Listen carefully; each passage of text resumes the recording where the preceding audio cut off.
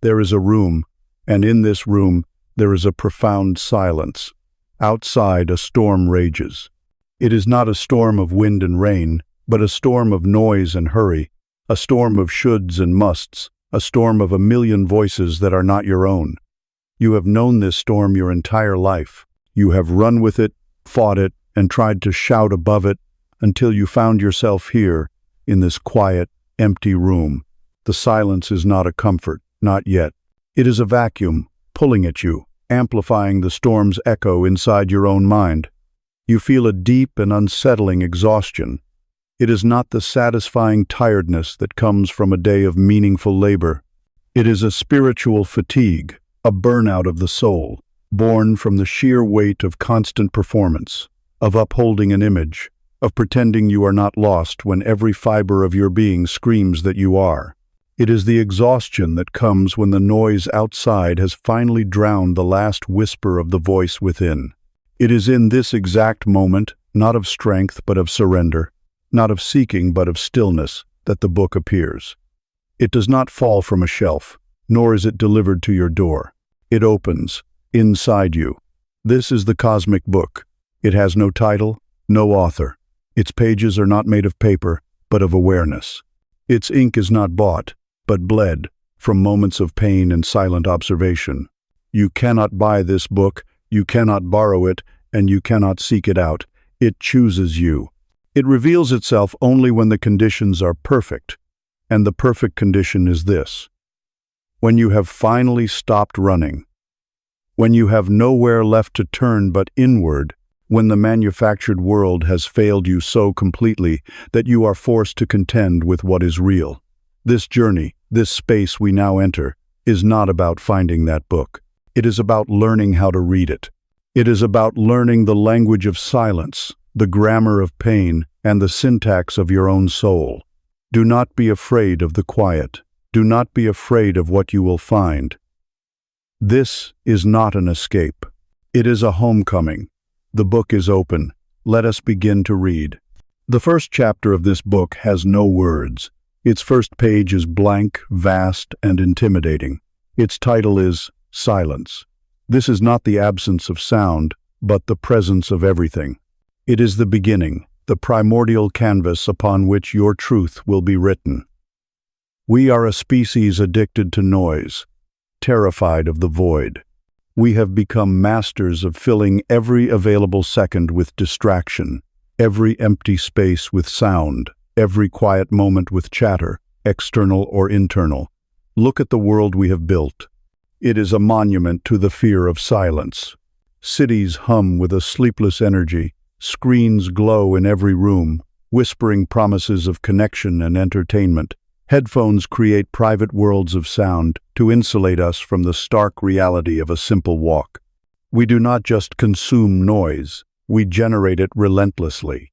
Our minds have become internal marketplaces, shouting with the voices of 1,000 anxieties, a million plans, a constant, nagging commentary on the past, and a frantic rehearsal for the future. This inner monologue, we believe, is us. We believe its frantic activity is a sign of life, of intelligence, of engagement. But it is a cage. It is the restless pacing of a prisoner in a cell whose door has always been unlocked. The true work of this journey, the first step in reading the book that has chosen you, is to dare to turn the key, to dare to be silent. And this is a dare, for the fear is immense. It is a primal fear. What are we so afraid of hearing in the quiet?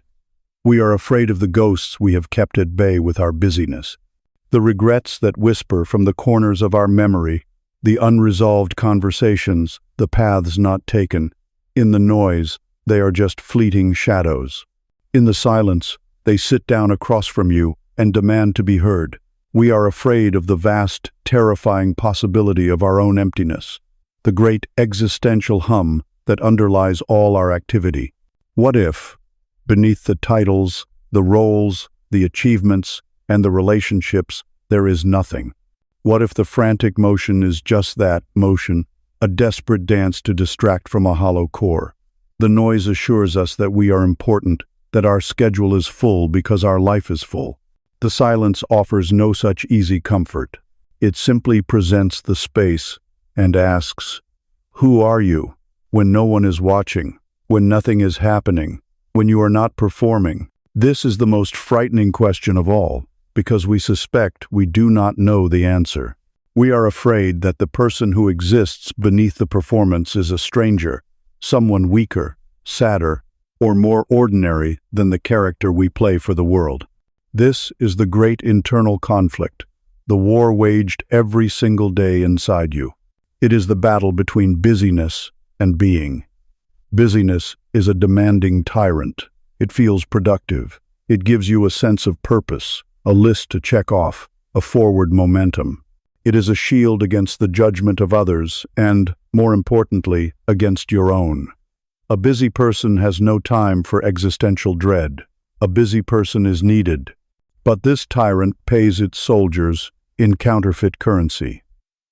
Exhaustion that masquerades as accomplishment. Distraction that feels like engagement.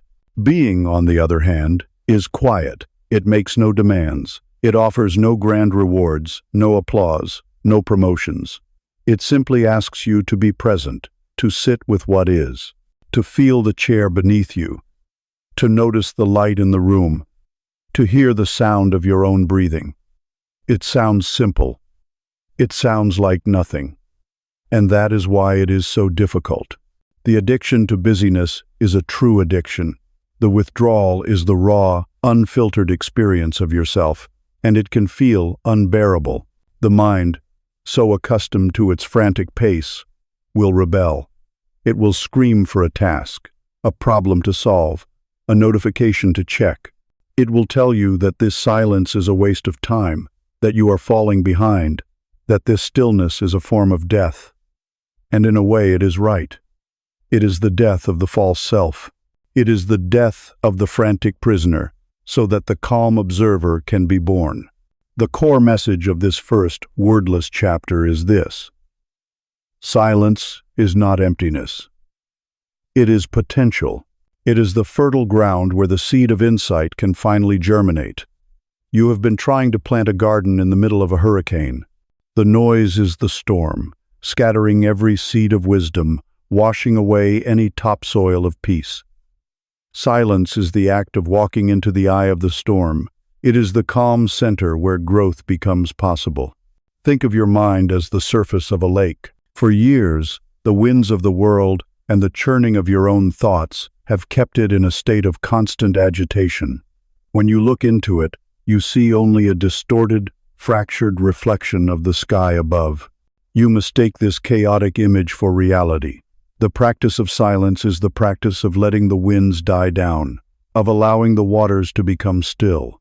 It is only on a perfectly still surface that the true, vast, undivided sky can be reflected with perfect clarity. Silence is not about emptying the mind, an impossible task.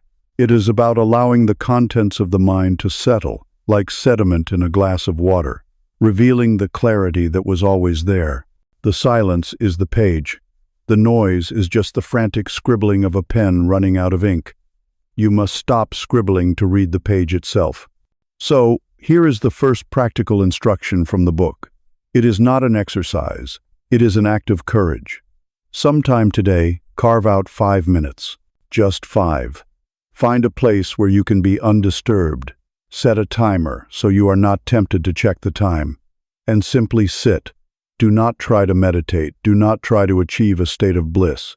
Do not try to stop your thoughts. Your only task is to remain seated and to be silent. That is all. And watch what happens. You will feel the pull of your phone. You will feel the sudden urgency of a forgotten chore. Your mind will present you with its most compelling arguments, its most dramatic worries, its most seductive plans. Your body might become restless. You may feel an itch, an ache, a desire to fidget. Do not fight any of it. Do not judge it. Simply observe it. Watch the urge to move as you would watch a cloud drift across the sky.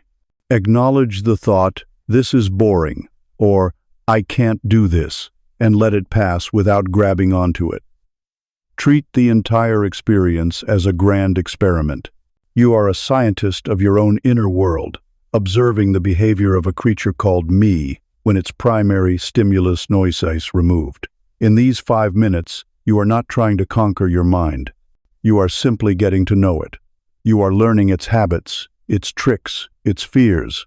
You are becoming familiar with the very energy that has been running your life unconsciously. This first chapter is often the hardest. It requires no grand effort, only a quiet resolve. It is the price of admission for everything that follows. You cannot hear the subtle whispers of intuition over the shouting of the ego. You cannot feel the deep currents of your own being while you are being thrashed about on the surface waves. By daring to sit in silence, you are making a profound statement. You are saying that you are no longer willing to be a slave to the storm. You are saying that you are ready to listen to a different voice, a deeper truth. You are turning to the first blank page of the cosmic book, taking a deep breath and preparing finally to read what has been waiting for you all along. After the deafening noise of the world comes the deafening echo of the self. Once you create a small clearing of silence, you find it is not empty for long. Something else rushes in to fill the void, and this something is not new at all. It is old, heavy, and achingly familiar. It is the past.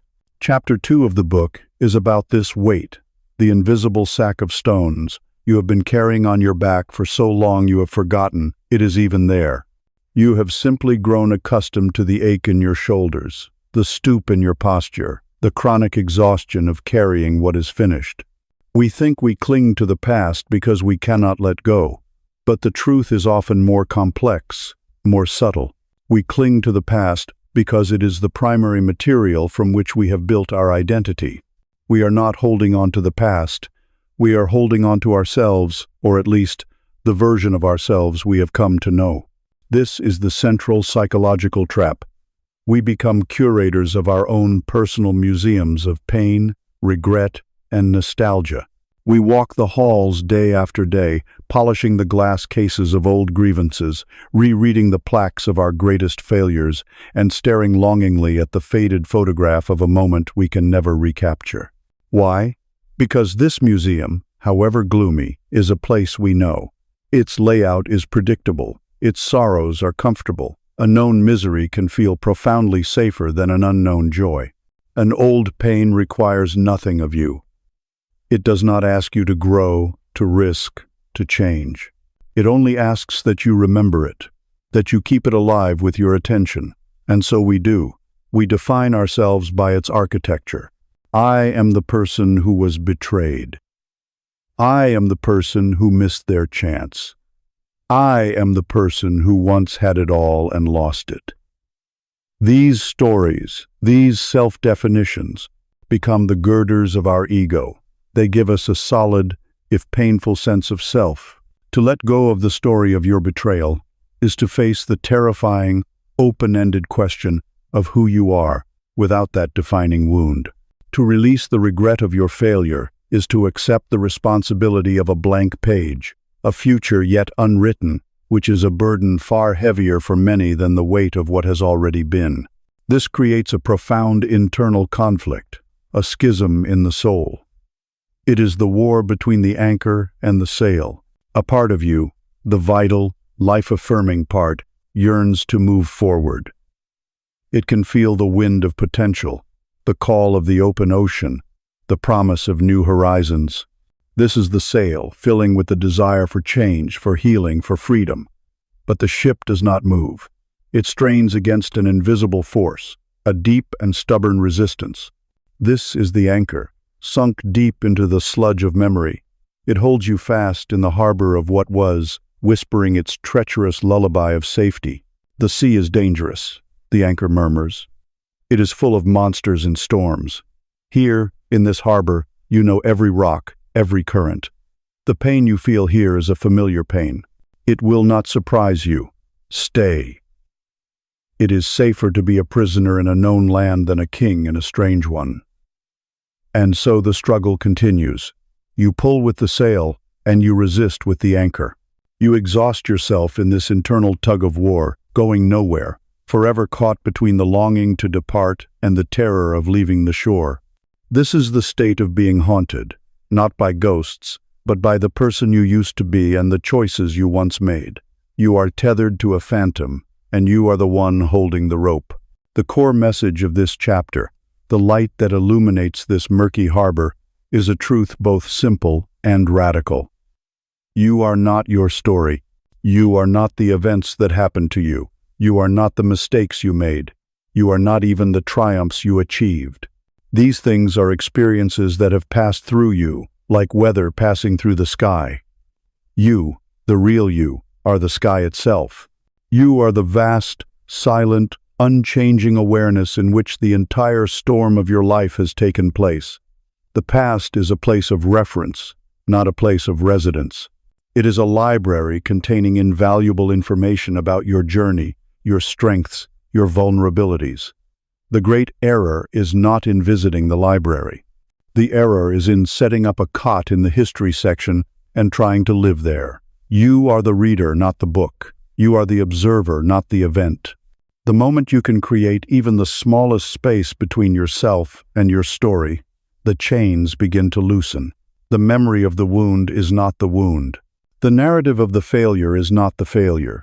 They are echoes, mental constructs you are keeping alive with the oxygen of your identification. To understand this is to pick up the anchor, not to discard it into the sea, but to bring it aboard the ship, to acknowledge its weight and its purpose, and to decide that it will no longer determine your destination. The practice for this chapter is one of gentle but firm disidentification. It is the practice of acknowledgement without entanglement. As you sit in your newfound silence, memories will inevitably arise. A regret will surface with the sharp sting of fresh pain. An old shame will wash over you. The instinct is to do one of two things: either push it away, suppress it, pretend it isn't there, or to dive into it, indulge it, wallow in the drama and feed the story. There is a third way. When the memory appears, simply turn your inner gaze toward it. Do not flinch, do not analyze, do not judge, and offer it a simple, quiet acknowledgement. I see you. That is all. I see you, memory of that argument. I see you, feeling of regret. I see you, story of my failure. In doing this, you are not condoning the past. You are not pretending it didn't hurt. You are doing something far more powerful. You are changing your relationship to it. You are stepping out of the movie and into the seat of the audience. You are no longer the actor suffering on screen.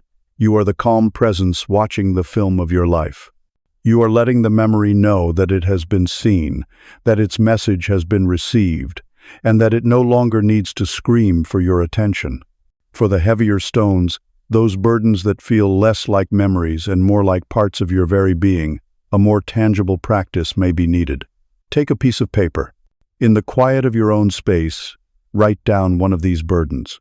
Do not write a novel. Be concise. Name it. The shame of my bankruptcy. The guilt of my harsh words. The sorrow of that goodbye. Write it down. Look at the words. See how this immense, internal weight can be represented by a few marks of ink on a fragile sheet of paper. Understand that you have given this concept its power. Now, take the paper and safely, consciously burn it. Watch the flame, consume the words, watch the paper, turn to ash and smoke. This is not magic. This is a symbolic act that speaks a language the subconscious mind understands perfectly. It is a declaration. You are taking what was internal and making it external. You are observing its form, and then you are witnessing its transformation, its release back into the formless. You are not destroying the memory. You are releasing your grip on it. You are letting it go. The past is like sand held in your hand. The tighter you clench your fist, the more quickly it slips through your fingers. To truly possess its wisdom, you must open your hand. Let it rest there, in the light, for you to observe, before the wind carries the grains away, leaving only the imprint of what you have learned. By raising the anchor of the past, you do not erase your journey. You honor it. You take the lessons and leave the weight behind. The ship is now lighter. the sail can catch the wind more fully. You are finally free to drift, even if just an inch, away from the shore. As the echoes of the past begin to settle, you are left in a new kind of silence. It is not empty, it is charged. It is here, in this cleared space, that you encounter the raw material of life itself. You encounter the ink. Chapter 3 of the cosmic book is not written in the shimmering gold of happiness or the gentle silver of peace. Its most transformative, most essential, and most terrifying chapters are written in the dark, indelible ink of pain. Our entire civilization is a conspiracy to avoid this truth. We have constructed a world on the premise that pain is a mistake, a technical error in the system of life that can be medicated, distracted, optimized, or explained away. We see it not as a natural part of the human contract, but as an enemy to be vanquished. This single fundamental misunderstanding is the source of our deepest suffering. The instinct to flee from pain is primal. It is the same instinct that pulls your hand from a flame. But emotional and spiritual pain are not a simple flame. They are not a sign that something is merely wrong, but a sign that something is trying to be born. We have become masters of avoidance, alchemists of anesthesia. The methods are endless and sophisticated. We numb ourselves with substances, yes, but we also numb ourselves with productivity, turning our work into a fortress against feeling. We numb ourselves with information, scrolling through endless feeds of other people's lives so we do not have to inhabit our own. We numb ourselves with obsessive fitness, punishing the body to silence the mind. We even numb ourselves with a forced and fragile positivity, a desperate creed that insists on good vibes only, wallpapering over the cracks in our foundation with hollow affirmations. This is called spiritual bypassing, using the language of enlightenment to avoid the messy, difficult human work of healing. We do this because we are terrified. We fear that the pain will consume us whole. We have come to believe that our grief, our despair, our heartbreak are bottomless pits. We stand at the edge, look into the darkness, and believe that if we allow ourselves to fall, we will fall forever. We imagine our pain as a flood that will sweep away the entire village of the self, leaving nothing behind. And so we build dams. We build them out of denial, out of anger, out of blame, out of anything that will hold back the water. But the water is life itself, and the pressure builds. This creates a state of perpetual inner warfare. The internal conflict is no longer about the past versus the future, but about reality versus our resistance to it. A painful event occurs: a loss, a betrayal, a failure. That is the initial wound. It is clean, sharp, and pure.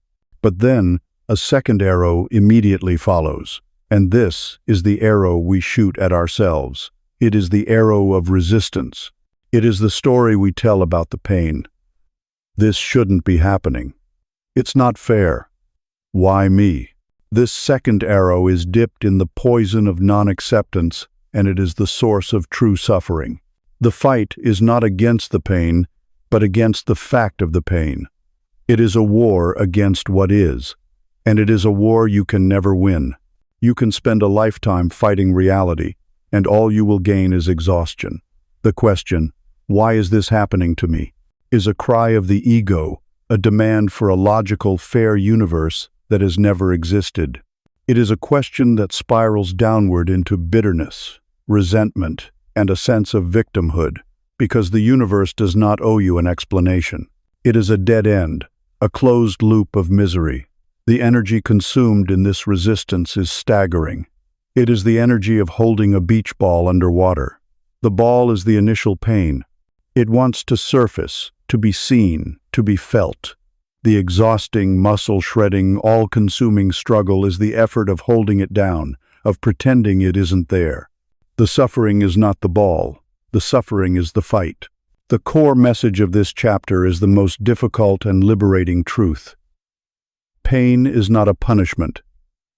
It is a sacrament. It is a profound, albeit severe, teacher. It is the chisel that sculpts the soul.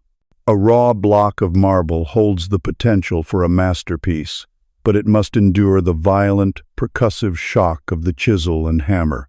It must be broken, chipped away, and have pieces of itself discarded forever to reveal the form that was waiting within.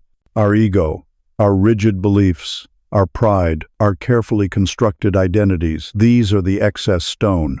Pain is the force that shatters them, carving away everything that is not essential, everything that is not the true, resilient, authentic self. It is an act of sacred destruction. Pain is also what creates our capacity for joy. A heart that has never been broken cannot be truly open. A soul that has never known despair cannot recognize the grace of a simple moment of peace. Pain excavates us. It digs deep wells inside our being. At the time, it feels only like emptiness, a hollow ache. We fear we will remain empty forever. But we are mistaken. We are being made larger. We are being given a greater capacity to hold the entire spectrum of life. The deeper the well of sorrow, the more joy it can contain. When the rains of grace finally come, a forest that never burns becomes choked with deadwood, unable to support new life. A wildfire is a terrifying spectacle of destruction, but it is nature's way of clearing the ground, of returning nutrients to the soil, of activating dormant seeds that could only germinate in the presence of extreme heat. Pain is the cleansing fire that allows for a new, more vibrant ecosystem of the soul to emerge. The practice, then, is not to seek pain, but to change our relationship with it when it inevitably arrives. It is the practice of meeting it with a sacred presence. When a wave of difficult emotion rises, your training in avoidance will scream at you to run, to numb, to distract. Your task is to do the opposite, to stand your ground, to turn and face it. First, simply name what it is. Acknowledge its presence without judgment. This is grief. Ah, fear is here. I recognize this feeling of despair. Naming it separates you from it just enough to breathe. It is not, I am sad, but sadness is present. Then, locate it in your body. Where does it live? Is it a tightness in your throat, a hollow ache in your chest, a cold knot in your stomach?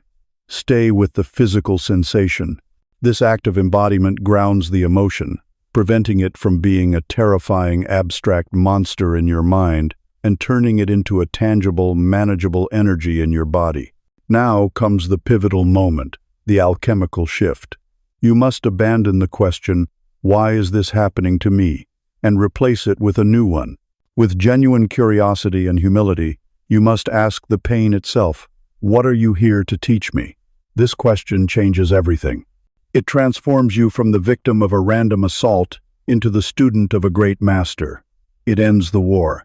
It opens a dialogue. It implies that there is wisdom hidden within the suffering, and then you listen. You listen with your whole being for the answer. The answer may not come in words. It may come as a new insight, a sudden memory, a release of tears, a shift in perspective. By asking the question, you have already received the most important part of the lesson. You are not helpless. Do not curse the ink of this chapter. It is dark, it is messy, and it stains. But it is the only substance with which the story of your strength, your resilience, and your compassion can be written. Without it, the book of your life would be a shallow collection of pleasantries, lacking depth, character, and meaning. Your pain is not a mark of your brokenness. It is a mark of your humanity. It is the price of a deep and vivid life. Your task is not to wish for a life without it, but to become a worthy vessel for its lessons, to learn how to hold the pen with a steady hand, even when it trembles. After journeying through the silence, lightening the weight of the past, and acknowledging the sacred ink of pain, you arrive at a place that is brightly lit and inescapable. You arrive at the fourth chapter, a great hall of mirrors. But these are not the distorted, flattering, or cruel mirrors of the world to which you have grown accustomed. They are not the funhouse mirrors of social media that reflect back only a curated sliver of a life. They are not the fragmented mirrors of other people's opinions, showing you a piece of yourself that pleases or displeases them. And they are not the hazy mirrors of your own idealized self-image, the person you wish you were. The mirror presented in this chapter of the cosmic book is perfectly clear, perfectly flat, and utterly unforgiving in its honesty. It reflects only what is, and the task of this chapter is simply to look. This is perhaps the most terrifying task of all.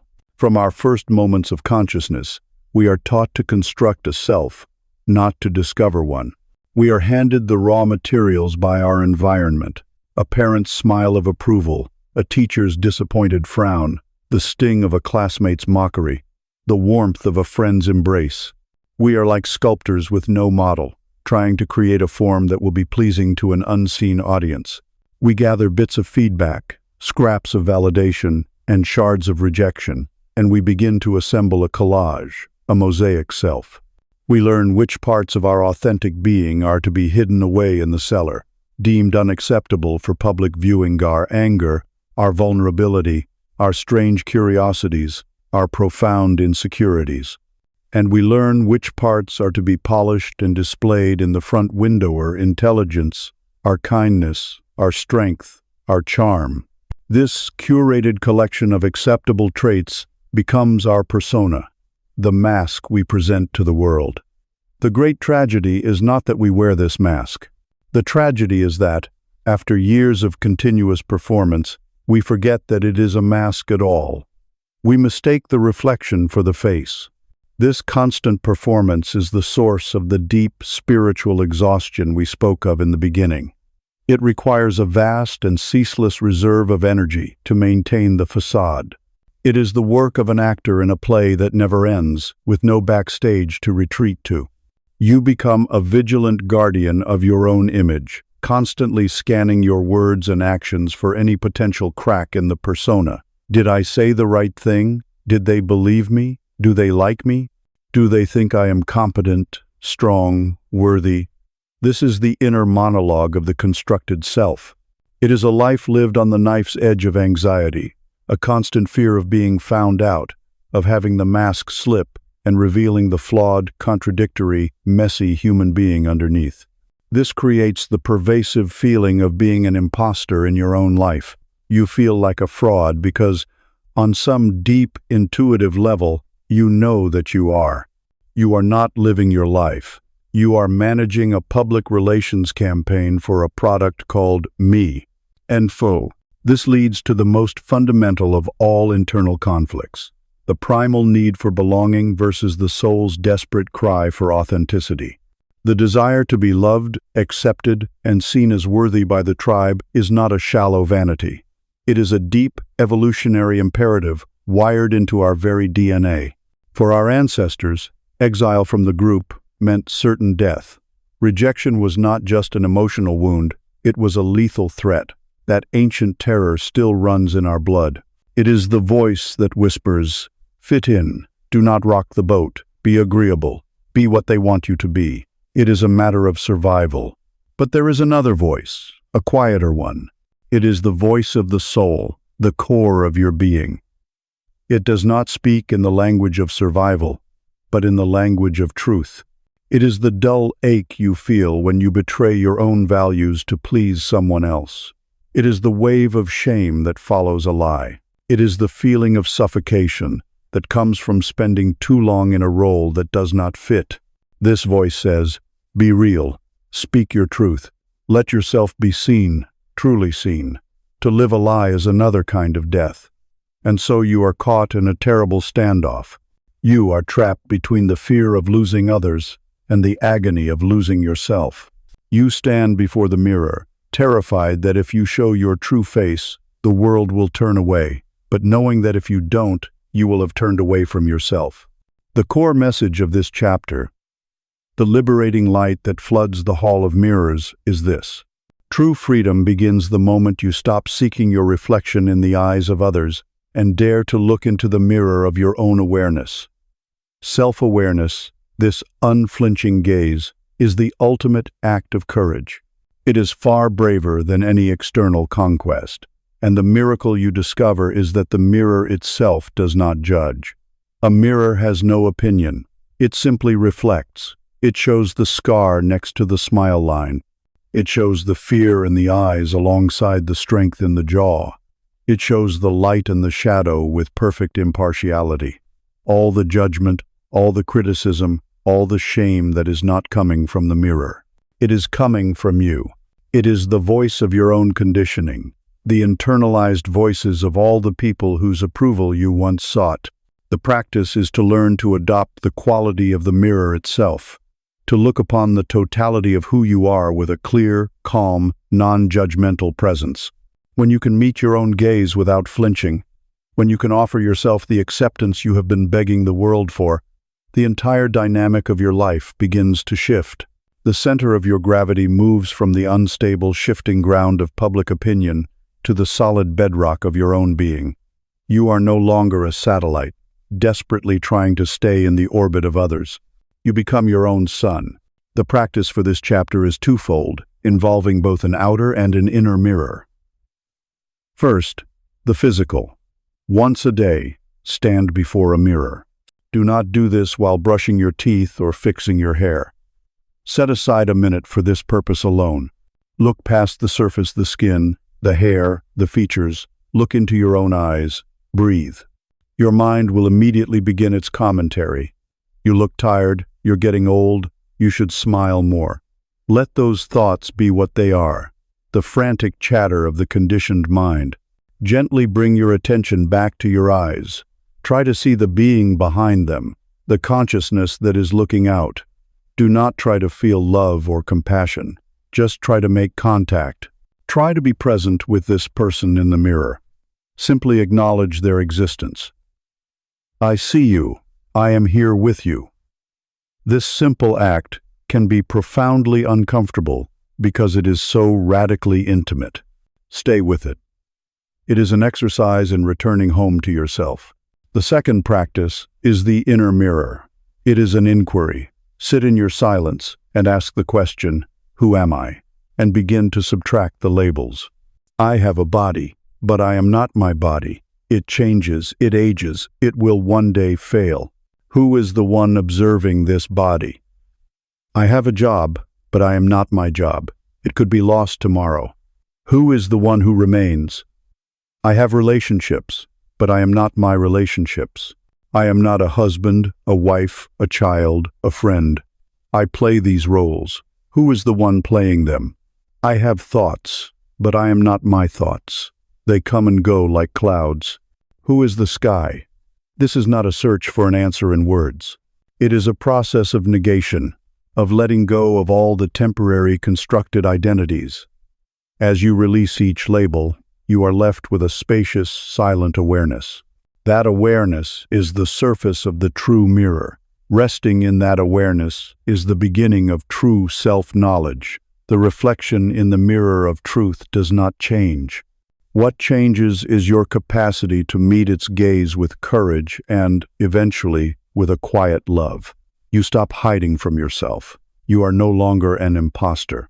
You are simply, finally, home. Now that you have stood before the mirror and refused to look away, a new energy begins to stir. The stillness of self-recognition is inevitably followed by the impulse for self-expression. A question hangs in the air, charged and potent. Now what? To see the truth of your current state is to be invited to change it. This question is the first gust of a powerful wind, signaling the beginning of the 5th chapter. After the silence, the weight, the ink, and the mirror, we arrive at the chapter of motion, the chapter of the wind. This is the law of life. Everything that is not growing is decaying. There is no static state. And so, you are faced with the terrifying and exhilarating prospect of change. For many, this is the most difficult chapter of all, for we have built our lives as fortresses against the wind, forgetting that the wind is life itself. Our resistance to change is profound and deeply psychological. We cling to the familiar not because it is good, but simply because it is known. The human ego is a machine designed to create order and predictability. It builds routines, habits, beliefs, and narratives to construct a stable world, a world where it knows the rules and can anticipate the outcome. Change is a direct assault on this entire structure. It is the chaotic, unpredictable force that proves to the ego, again and again, that its sense of control is a complete and utter illusion. We would rather inhabit a prison where we know the shape of every stone and the schedule of the guards than step into a wide-open field of freedom where we do not know the way. Procrastination is the chief warden of this internal prison. It is a defense mechanism born from the terror of uncertainty. When faced with the prospect of a necessary change, leaving a job, ending a relationship, starting a new habit, procrastination whispers its seductive and treacherous song. Not yet. You are not ready. Wait until the conditions are perfect. It is safer here, for one more day. We mistake this fear for prudence, this paralysis for patience. We spend our lives preparing to live, endlessly polishing the bars of our cage while convincing ourselves we are building the strength to one day fly. This inner battle, this conflict between the desire for a better life and the deadly comfort of old habits, is a battle between the cage and the sky. A part of you, the captive, has grown accustomed to the cage. It may be small, it may be painful, but it is predictable. The captive knows where the food bowl is, where the water is, where it is safe to sleep. It fears the vast open sky. It fears the predators, the storms, the responsibility of finding its own food and charting its own course. Then there is another part of you, the aviator. This is the part of your soul that remembers it has wings. It feels the pull of the currents. It yearns for the perspective that only altitude can provide. It aches with the longing for the freedom it was born for. The aviator knows that the security of the cage is a lie, that it is a slow death. The captive sees change as a threat. The aviator sees stagnation as the only true threat. And so you are torn. Your will aspires to fly, but your fear keeps you clinging to the perch. You dream of the sky, but you refuse to leave the ground. The tragedy is that the door to the cage is not locked. It has been open all along. You are the one who chooses in every moment to stay inside. The core message of this chapter is as simple and as profound as a law of physics. Life is change. The universe is not a static object. It is a dynamic process. It is a dance of creation and destruction, of expansion and contraction. Every cell in your body is in a constant state of flux. The seasons turn, the tides ebb and flow, stars are born and die. To resist change is to resist the fundamental nature of reality itself. It is to stand on the riverbank and command the water to stop flowing. It is an act of supreme arrogance and ultimate futility. The only possible outcome is exhaustion and bitterness. The great secret is to abandon the fight and learn to dance. The masters of life are not those who can control the wind, for that is impossible. They are those who have learned how to build a sail. They understand that the same wind that can dash a rigid, unprepared ship against the rocks is the very force that can carry a well-tended, flexible vessel across the ocean. Consider the difference between the mighty oak and the humble reed in a storm. The oak tree is a symbol of our ego's ideal. Strong, solid, unyielding, resistant. It stands proud and defiant against the wind. In a moderate gale, it holds its ground. But in a true hurricane, its very strength becomes its fatal weakness. Its rigidity provides a surface for the wind to batter, and the immense force finds a breaking point. The oak cracks, splinters, and falls. The reed, on the other hand, seems weak. It has no rigidity. When the wind blows, it does not resist. It yields. It bows down to the ground, letting the full force of the storm pass over and through it. It offers no resistance, and so the wind cannot break it. When the storm has passed, the reed straightens up again, unharmed. True strength is not found in rigidity, but in resilience. True power is not in resisting the flow of life, but in learning to yield to it with grace and trust. This means letting go of your white-knuckled grip on a specific outcome. It means trading the illusion of control for a deep and abiding faith in your own ability to adapt, to learn, and to navigate whatever comes your way. This is not an act of weakness or resignation. It is an act of supreme power. The practice for this chapter begins with microdoses of change. You do not need to begin by quitting your job or moving to another country. That is like trying to sail in a hurricane before you have ever learned to handle a gentle breeze. You must first build your tolerance for the unfamiliar. You must intentionally disrupt the autopilot of your mind. So, today, make one tiny, deliberate, and meaningless change. If you always take the same route to work, take a different one. If you always drink the same kind of coffee, try a different one. If you always listen to the same music, put on a genre you think you hate. Brush your teeth with your non-dominant hand. The point of this exercise is not to discover a better route or a new favorite song. The point is to feel the small internal friction of doing something different and to learn to be comfortable with it. It is a small act of rebellion against your own internal warden. It is a way of telling your nervous system that the unfamiliar is not necessarily dangerous. You are simply stretching your capacity for change. The second practice is to embrace minor annoyances. Throughout your day, life will present you with countless opportunities to practice yielding. You will get stuck in traffic when you are already late. The grocery store will be out of the one ingredient you need. Your internet will go down in the middle of an important task. The normal reaction is to tense up, to resist, to rage against the reality of the moment. This shouldn't be happening.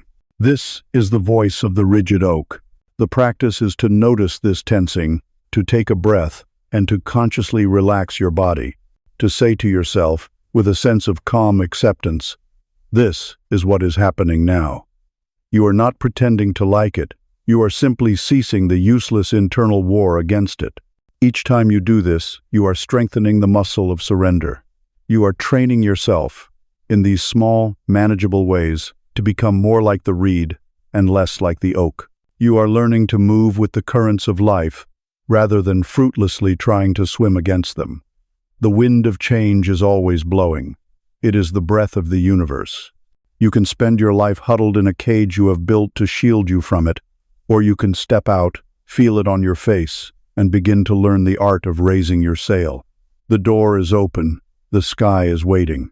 The wind of change can fill your sails, but a sail without a rudder will only send you spinning in the storm. The wind provides the potential for movement, but it does not provide direction. To harness the immense energy of change, to give it purpose and navigate it toward a chosen destination, you need a different element. You need a rudder. Chapter 6 is about forging this rudder. It is the chapter on the discipline of water. The word itself, discipline, often lands with a thud. It tastes of punishment, of deprivation, of a stern-faced master with a whip. We associate it with harsh military drills, with joyless austerity, with the denial of all that is pleasurable. This is the first and most damaging lie we must dismantle.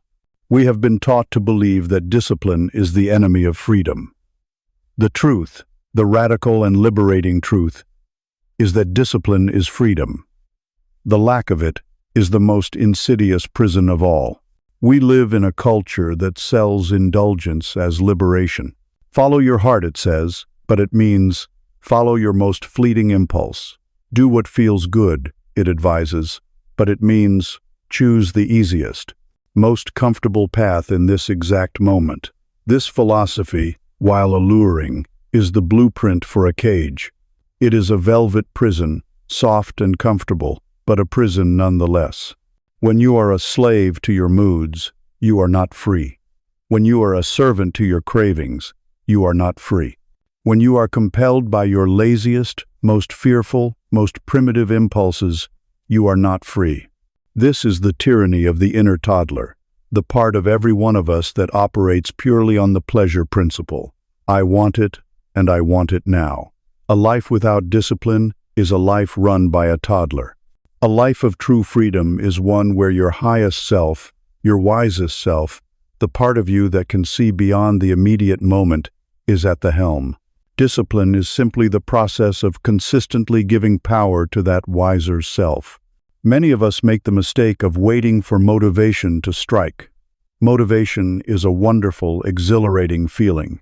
It is the lightning flash that illuminates the landscape and shows us what is possible. But lightning is unpredictable and ephemeral. You cannot build a life on it. Discipline is the patient, daily work of building the power grid that can capture that energy and put it to use, day in and day out. Discipline is what you do when the feeling is gone. It is what you do when you are tired, bored, discouraged, and uninspired. It is the engine that moves you forward when the winds of motivation have died down. To rely on motivation is to be a fair-weather sailor. To cultivate discipline is to become the master of your own vessel, capable of navigating in any weather. This brings us to the daily internal conflict, the constant negotiation between who you are now and who you want to become. Every moment of choice is a battlefield. When the alarm clock rings, it is the present self who craves the warmth and comfort of the bed versus the future self who will benefit from an early start. When you sit down to work, it is the present self who desires the easy dopamine hit of scrolling through a phone versus the future self who needs you to complete the difficult task. The present self is a master of seduction. Its most powerful weapon is the phrase, "just this once." It sounds so reasonable, so harmless. I'll skip my workout just this once. I'll eat this junk food just this once. But just this once is a lie. It is never just once. It is the casting of a vote. It is the reinforcement of a neural pathway. It is the slow, steady erosion of a commitment to yourself. A life of regret is not built in one catastrophic decision. It is built in 1,000 tiny surrenders to just this once. The battle for your future is not won in a single glorious charge. It is won in the quiet, unglamorous, moment-to-moment choice to honor the person you intend to be.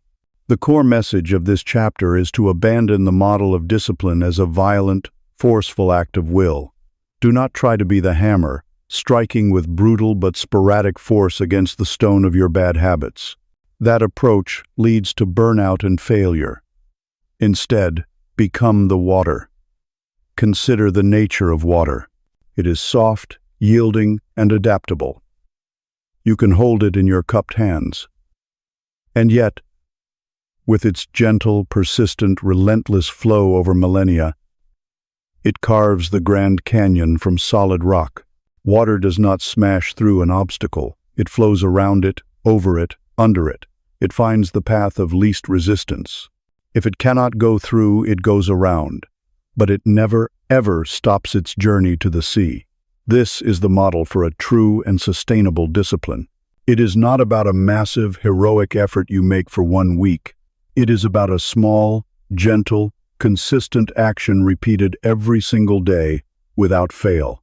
It is the relentless drip of water that eventually wears away the stone. This form of discipline is not an act of self-punishment. It is the highest and most profound act of self-love. Every time you keep a promise to yourself, no matter how small, you are sending a powerful message to your own subconscious mind. You are saying, "I am trustworthy. I am someone who follows through. I value my future self enough to make a small sacrifice in the present." This is the source of all genuine self-respect. You cannot hate yourself into a better life.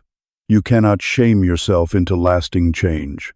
Lasting change comes from building a foundation of self-trust, one small, disciplined act at a time. Over time, these consistent actions create new grooves in your mind, new pathways for your behavior. The disciplined path, which was once so difficult, becomes the new path of least resistance. It becomes easier to do the workout than to deal with the inner friction of not doing it.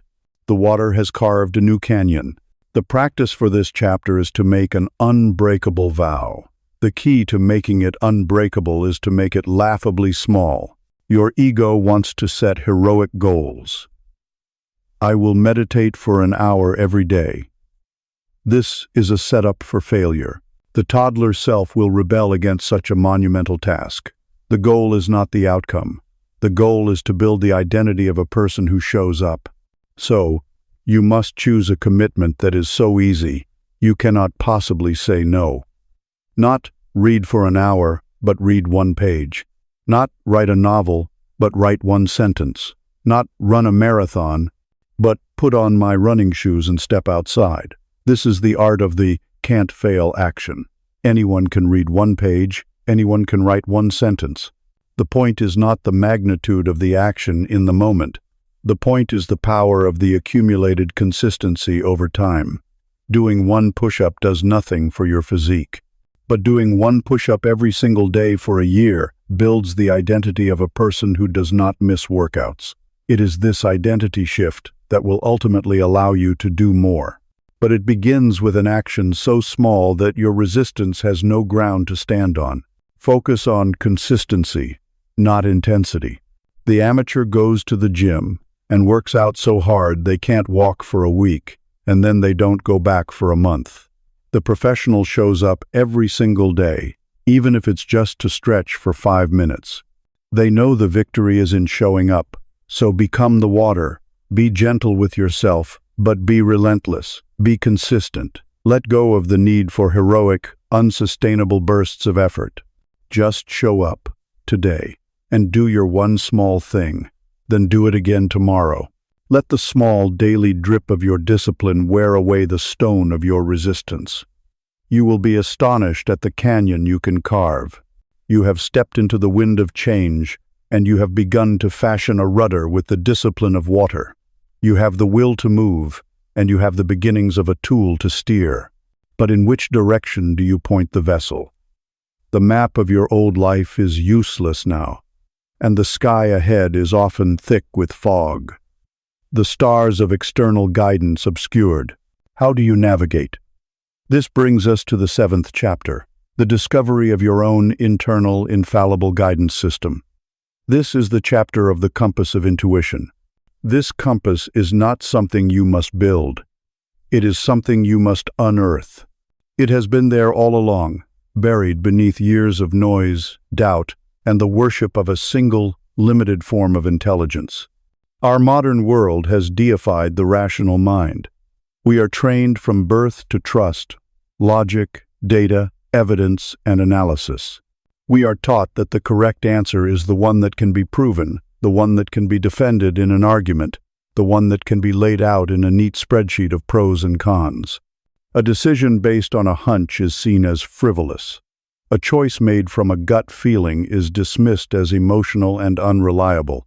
We have been conditioned to believe that the intellect is the king, the chief executive officer of our lives, and that all other forms of knowing are foolish, primitive, and untrustworthy peasants. This worship of logic has created a deep schism within us. We have become severed from the profound wisdom of the body, the heart, and the soul. The intellect is a magnificent tool, but it is a limited tool. It is a calculator, not an oracle. It can analyze the past and project possibilities based on known data, but it cannot feel its way into the present moment, nor can it sense the subtle, energetic truth of a situation. The great tragedy is that our primary inner critic, the voice of doubt and fear, often masquerades as the voice of reason. It co-opts the language of logic to dismantle our dreams. When a spark of a new idea ignites within you to start a new venture, to move to a new city, to pursue a creative path, intellect, in its role as the fearful protector of the status quo, immediately begins its cross-examination. That's not practical, it argues. What's your business plan? The odds of success are low. It's too risky. It's an emotional decision. It demands a level of certainty that life never offers. This leads to the particular hell known as analysis paralysis. You become trapped in the endless gathering of information, seeking a perfect, risk-free path that does not exist. You make lists. You ask everyone for their opinion. You read every book on the subject, and yet you find yourself more confused, more frozen than when you began. This is because you are asking a calculator to write a poem. you are tasking the wrong instrument for the job. This creates the defining internal conflict of this chapter. The loud, convincing arguments of the head versus the quiet, persistent knowing of the gut. They speak two entirely different languages. The mind speaks in words, sentences, and linear logic. Its voice is often loud, anxious, and repetitive, replaying the same arguments and worries over and over again. Intuition speaks in the language of sensation. It is pre-verbal. It is a feeling of expansion in the chest or a sudden, unexplained lightness. It is a knot in the pit of your stomach or a feeling of heavy dread that settles on your shoulders. It is a quiet, simple, instantaneous yes or no that arrives before the story, before the justification. The conflict arises because we have been trained to demand a why for everything. The mind screams for a reason. Intuition offers no reason. It offers only its own quiet certainty. To trust it feels like a reckless leap into the dark. We fear being wrong, and a logical decision, even if it leads to a miserable outcome, is always defensible. You can explain it to yourself and to others. But how do you defend a choice you made because it just felt right? It requires a radical form of self-trust, a willingness to become your own primary authority. The core message, the secret that unlocks this power, is that intuition is not magic. It is a highly advanced form of intelligence. It is your entire being, your body, your subconscious mind, your accumulated life experience, processing millions of bits of subtle data that your conscious, logical mind is not equipped to handle. It is sensing the slight dissonance in someone's voice, the micro-expression that flashes across their face, the energetic atmosphere of a room. It is a sophisticated pattern recognition system that has been honed by evolution to keep you safe and guide you toward what is life-affirming. Your intuition is your inner compass. Think of a magnetic compass. Its needle does not decide to point north. It doesn't weigh the pros and cons. It is naturally and unfailingly aligned with the planet's magnetic field. It simply reveals what is true. Your intuition is the needle of your soul. It is always, in every moment, pointing toward your own personal true north, direction of your deepest purpose, your greatest growth, and your most authentic path. It never lies. The problem is that we live our lives holding a powerful magnet of fear and doubt right next to this delicate instrument. The noise of the analytical mind, the clamor of other people's opinions, the desperation for approval, these are the magnets that make the needle spin wildly, rendering it useless.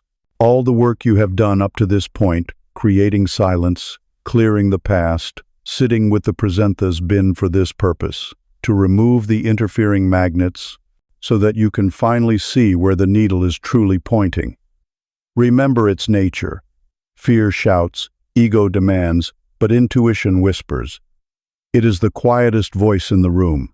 You must cultivate stillness to hear it. The practice for cultivating this sense is to learn to listen to the body first. When you are faced with a choice, big or small, resist the urge to immediately jump into a pro-con list or to poll your friends. Grant yourself a moment of stillness first. Close your eyes. Take a few deep breaths. Now, bring the first option into your mind. Do not think about it. Simply hold the image or idea of it, and immediately scan your body. What is the very first sensation that arises? Forget the thoughts. Focus on the physical feeling. Is there a sense of opening, of lightness, of expansion, of warmth? Does your body subtly lean forward? This is the feeling of a yes. Or, is there a sense of closing down, of tightness, of contraction, of a pit in your stomach?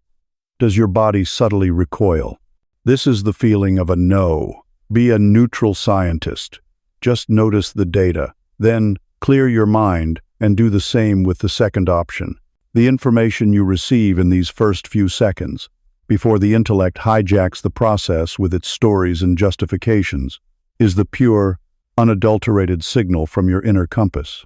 To build trust in this system, you must start with low-stakes decisions. Use this method to decide what to eat for lunch, which movie to watch, whether to turn left or right on a walk. Make the choice based on that initial, subtle feeling. The outcome doesn't matter. What matters is creating a feedback loop. You are proving to your rational mind, through repeated, successful experiments, that this other form of intelligence is a reliable guide. You are building a track record of self-trust. As your confidence grows, you can begin to apply it to more significant choices, knowing you have honed your ability to listen.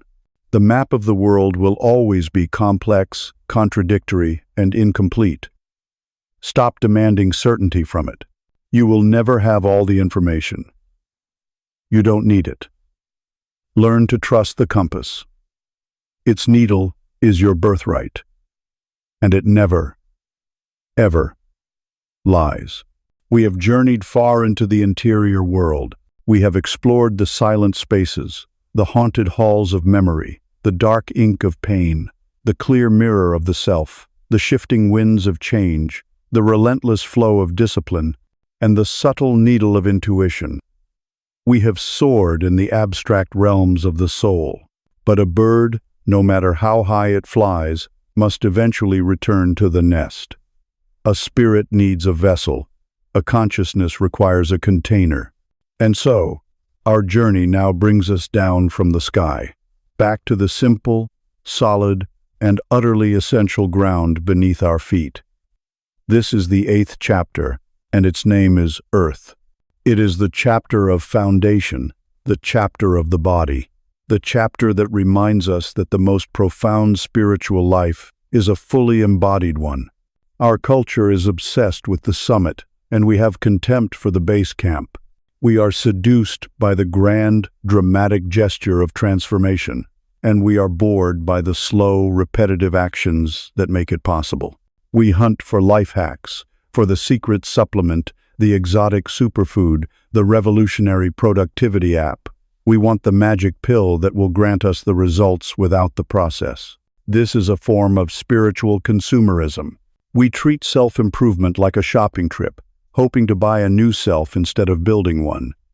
We are drawn to complexity because it feels more potent.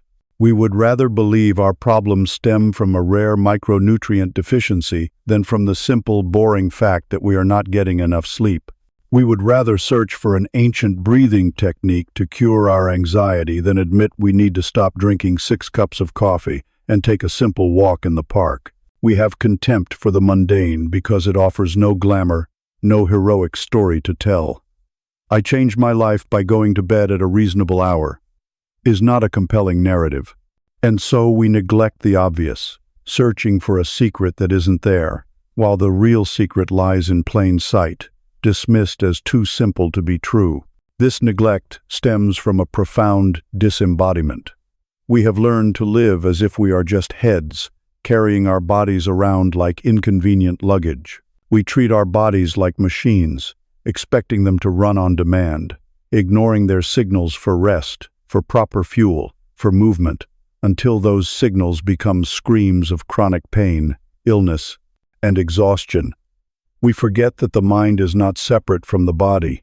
The quality of your thoughts, the stability of your emotions, your capacity for joy, and your ability to connect with your intuition are all inextricably linked to the physical state of your nervous system, the health of your gut, and the balance of your hormones. You cannot have a clear mind in a neglected body. You cannot expect to build a temple for the spirit on a foundation of sand. Trying to pursue spiritual growth while ignoring your physical well-being is like trying to grow a magnificent rose in toxic, depleted soil. It cannot be done. This creates the fundamental internal conflict between the architect and the bricklayer. Inside each of us lives an architect, a grand dreamer.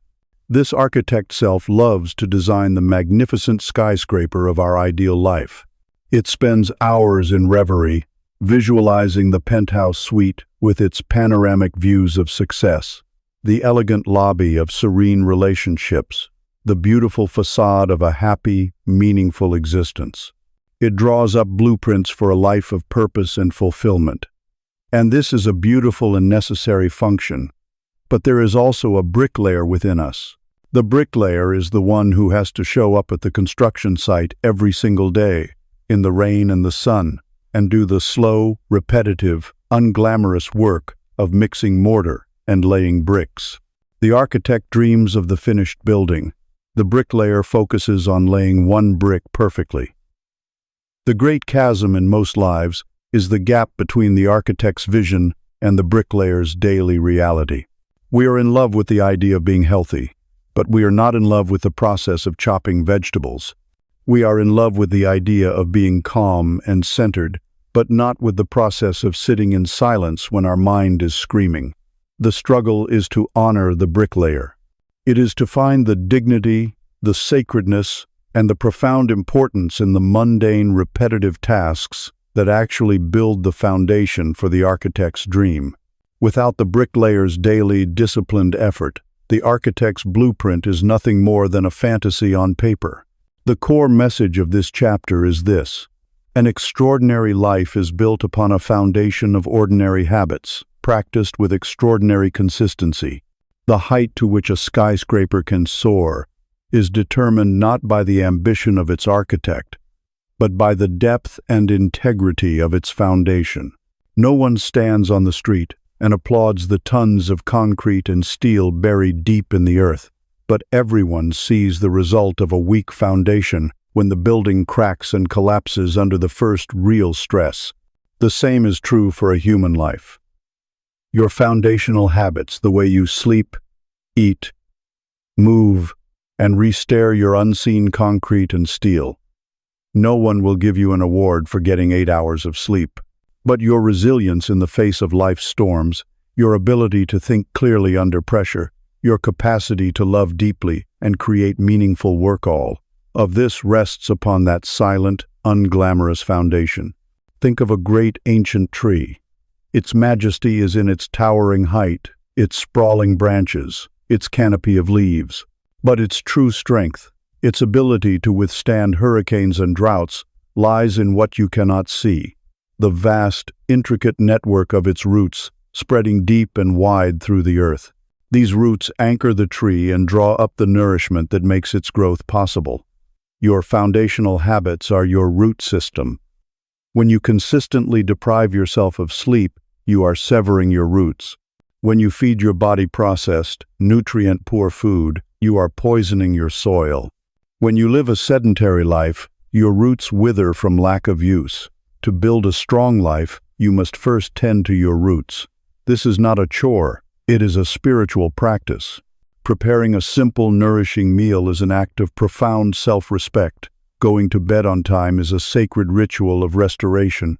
Taking a walk is a meditation in motion, a way of honoring the vessel that carries you through this life. The practice for this chapter is to stop trying to overhaul your entire life at once. That is the architect trying to build the whole skyscraper in a day. It leads to feeling overwhelmed and quitting. You must instead adopt the mindset of the bricklayer. You must lay one stone perfectly. Choose one, and only one, foundational area to focus on for the next 30 days. Which of your roots needs the most attention? Is it sleep? Nutrition? Movement? Stillness? Be honest with yourself. What is the one change that would create the most positive ripple effect through your entire system? This is your keystone habit. Now, commit to a small, consistent action in that area. If it's sleep, your commitment is not a vague, get more sleep, but a concrete, turn off all screens by 10 p.m. If it's nutrition, it's not eat healthier, but add 1 serving of green vegetables to my dinner. Make it specific, measurable, and achievable. Your goal for these 30 days is not perfection. Your goal is to prove to yourself that you can be a reliable bricklayer, that you can build one small, solid section of your foundation. The success you feel from this focused, consistent effort will become the cornerstone upon which you can lay the next stone and the next. Stop trying to build your temple on the shifting sands of grand inspiration and desperate quick fixes. You will only build a ruin. Come back to the earth. Feel the solid, reliable ground beneath your feet. Respect the simple, powerful wisdom of your own body. Lay one stone perfectly, then lay another. This is the slow, steady, and certain path. This is how a life that can truly touch the sky is built. You have laid the solid foundation of earth. You have a vessel, sturdy and respected. You have a compass of intuition to show you north and a rudder of discipline to hold your course. But a ship, however well made and well captained, does not move without a driving force. It can sit in the harbor forever, perfectly oriented, perfectly maintained, but utterly still.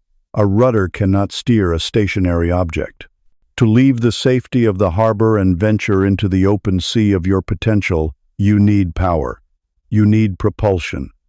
This brings us to the engine room of the soul, to the glowing heart of the vessel. This is the 9th chapter, the fire of will. We must immediately distinguish this fire from the fleeting warmth of a simple wish. The world is filled with people who want. They want to be fitter, wealthier, more creative, more at peace. This wanting is a passive state, a pleasant daydream about a destination. It costs nothing. It demands nothing. It is a fog of good intentions that obscures a landscape of inaction.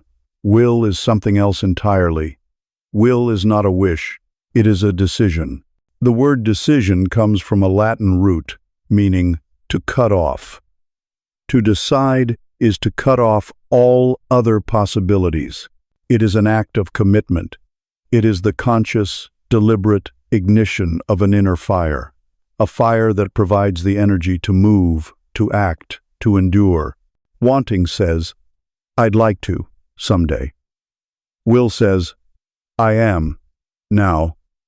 Most people live their entire lives in the comfortable haze of wanting, mistaking it for ambition, and wondering why their ship never leaves the port.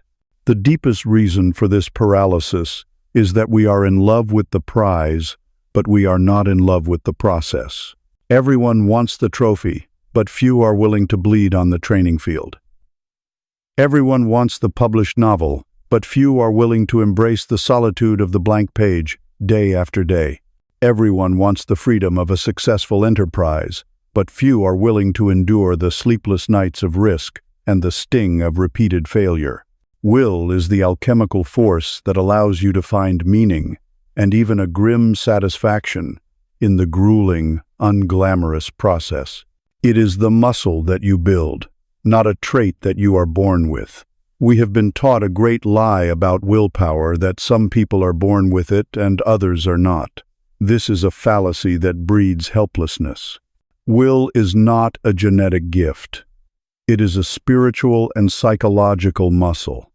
Like any muscle in your body, it atrophies from disuse and grows stronger through consistent, progressive training. We have allowed this essential muscle to wither by a lifetime of choosing the easy path, of outsourcing our decisions to our moods, and of seeking the route of least resistance. The work of this chapter is to begin its rehabilitation. This leads to the stark internal conflict that defines our most pivotal moments, the siren song of ease versus the soul's call to challenge. At every major crossroads in your life, two paths diverge. The first path is downhill. It is paved, well lit, and crowded with people. It is the path of comfort, of security, of predictability.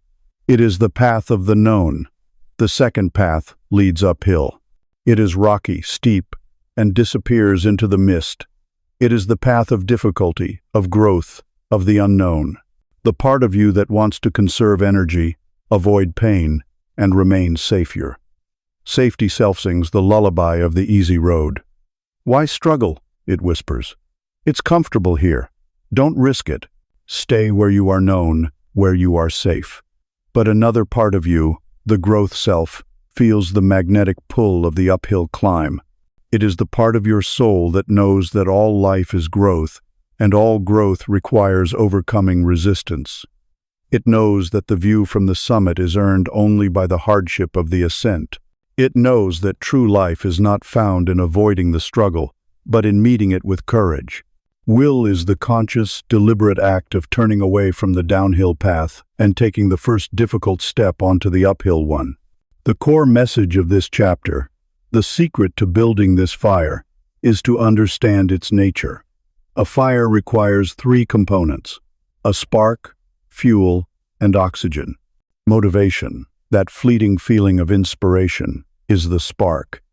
It can start the fire, but it cannot sustain it. Daily, disciplined action, as we have learned, is the oxygen. It feeds the flames and makes them burn hotter. But the most crucial, most overlooked element is the fuel. Without a dense, long-burning source of fuel, the spark will die in an instant, and the oxygen will have nothing to ignite. Your why, your deep, personal, unshakable reason for the journey is the fuel. This cannot be a superficial reason. I want to make more money is weak fuel. It will burn out at the first sign of difficulty. You must dive deeper. Why do you want the money? For freedom? For security?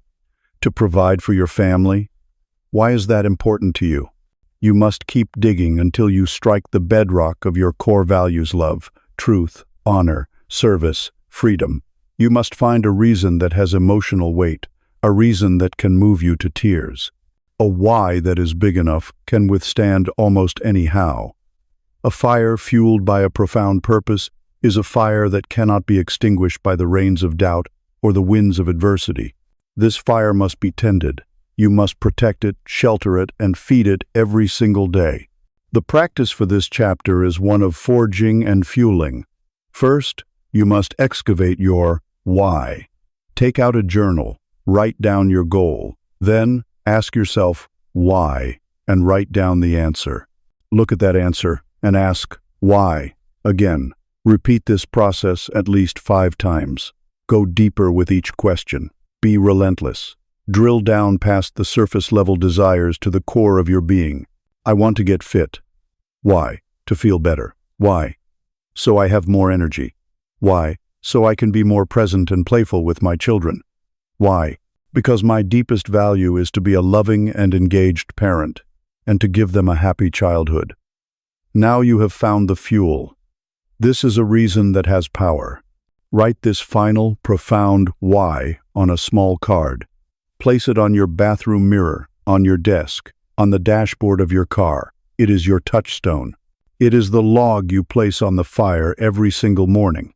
Second, you must train the muscle of will with small daily repetitions. Just as you would lift weights in a gym, you must perform willpower reps. The practice is simple.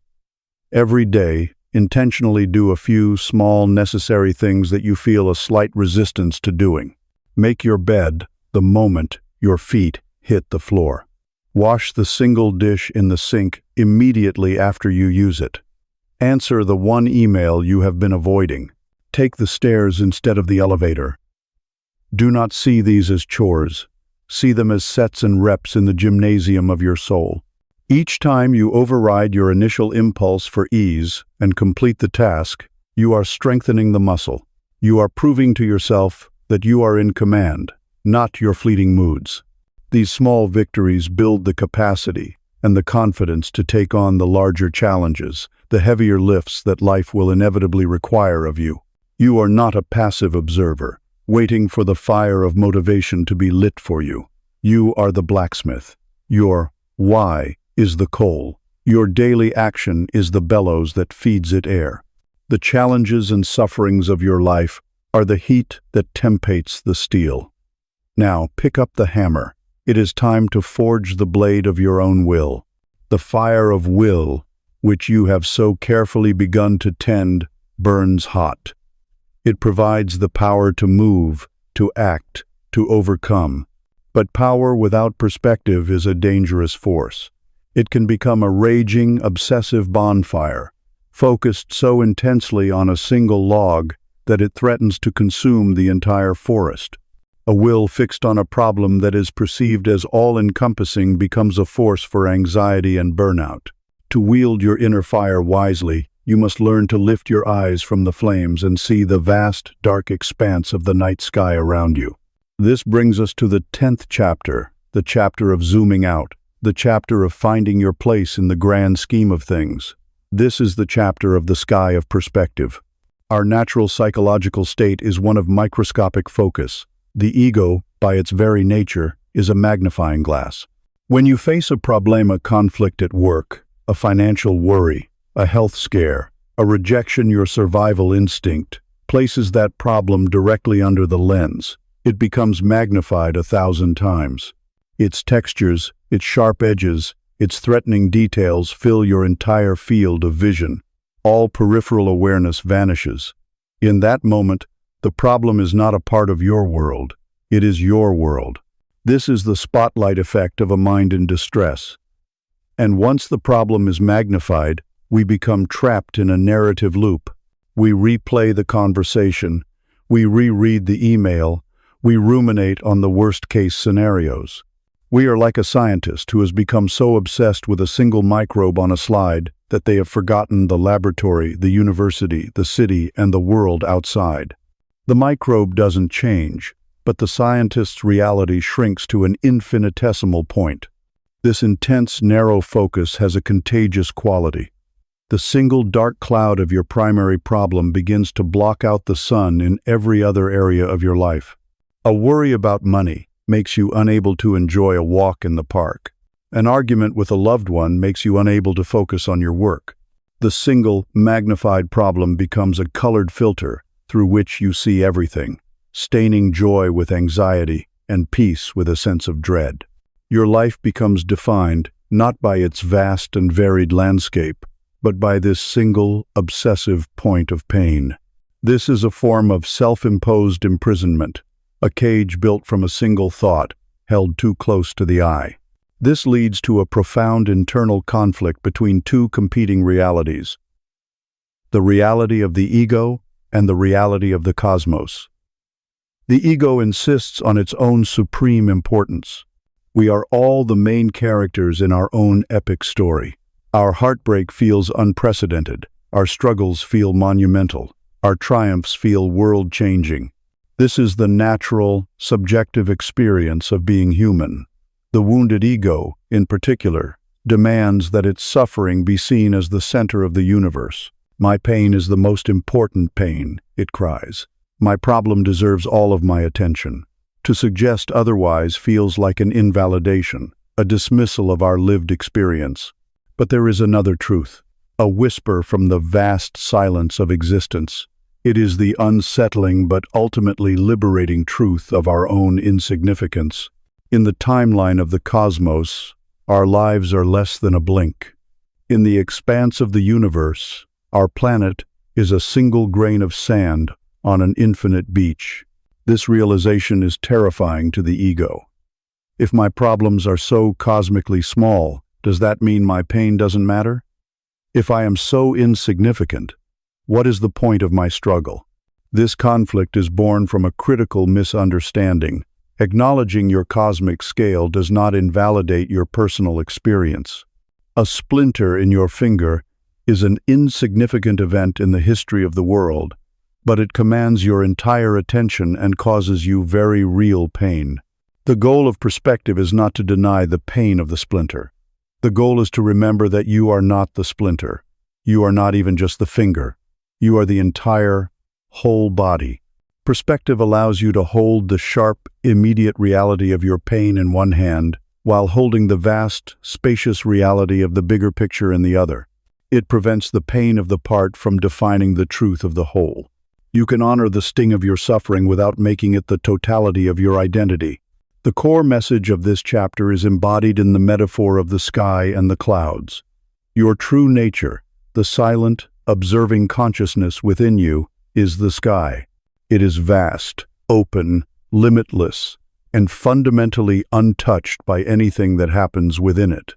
Your thoughts, your emotions, your problems, your anxieties, your triumphs, your joysties are the clouds. Some clouds are dark and heavy with rain. Some are violent with thunder and lightning. Some are light, white, and wispy. Some are brilliantly colored by the setting sun. But they all have one thing in common. They are temporary. They drift into view, they occupy the sky for a time, and they drift away again. They are visitors. They are not the sky itself. Our greatest error is to mistake ourselves for a passing thundercloud. We identify with the anger, with the grief, with the problem, and we forget that we are the vast, silent, peaceful expanse in which the cloud is appearing. The sky does not fight the clouds. It does not try to push them away. It simply allows them to be, to pass through, knowing that its own nature is clarity and spaciousness. Gaining perspective is remembering that you are the sky, not the weather. Think of it as gaining altitude. When you are lost in a dense forest, surrounded by trees, your world is claustrophobic and confusing. You can only see a few feet in any direction. Every tree seems like an insurmountable obstacle. But if you begin to climb the mountain that rises from the forest floor, your perspective changes. The higher you go, the more you see. From the summit, you can see the entire forest, the river that runs through it, the clearings and the fields beyond. The individual trees that seemed so overwhelming have now resolved into a single beautiful pattern. The forest itself has not changed, but your relationship to it is transformed. You can see it for what it is. The practice of perspective is the act of climbing the mountain of your own awareness to see your life from a higher vantage point. The problem that once filled your entire world is now seen as one feature in a vast and intricate landscape. The problem has not shrunk, you have expanded. The practice for this chapter is the cosmic zoom out. When you feel trapped, overwhelmed, and consumed by a problem, your first action should be to break the microscopic focus. Literally, physically, go outside and look up. If it is daytime, watch the clouds. Notice their slow, inexorable drift. Notice the vast, blue stillness behind them. If it is night, look at the stars. Try to fathom their distance, the billions of years their light has traveled to reach your eye. Contemplate the unfathomable scale of the galaxy and the billions of other galaxies beyond it.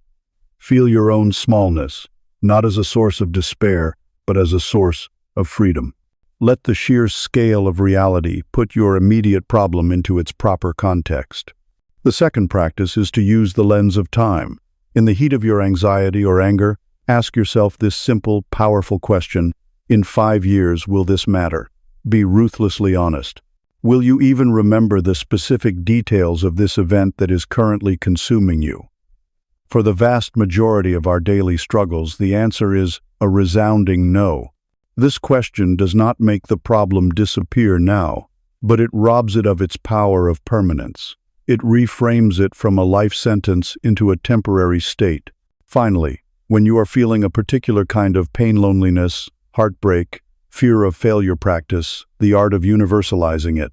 Instead of thinking, my pain, consciously shift your thought to the pain.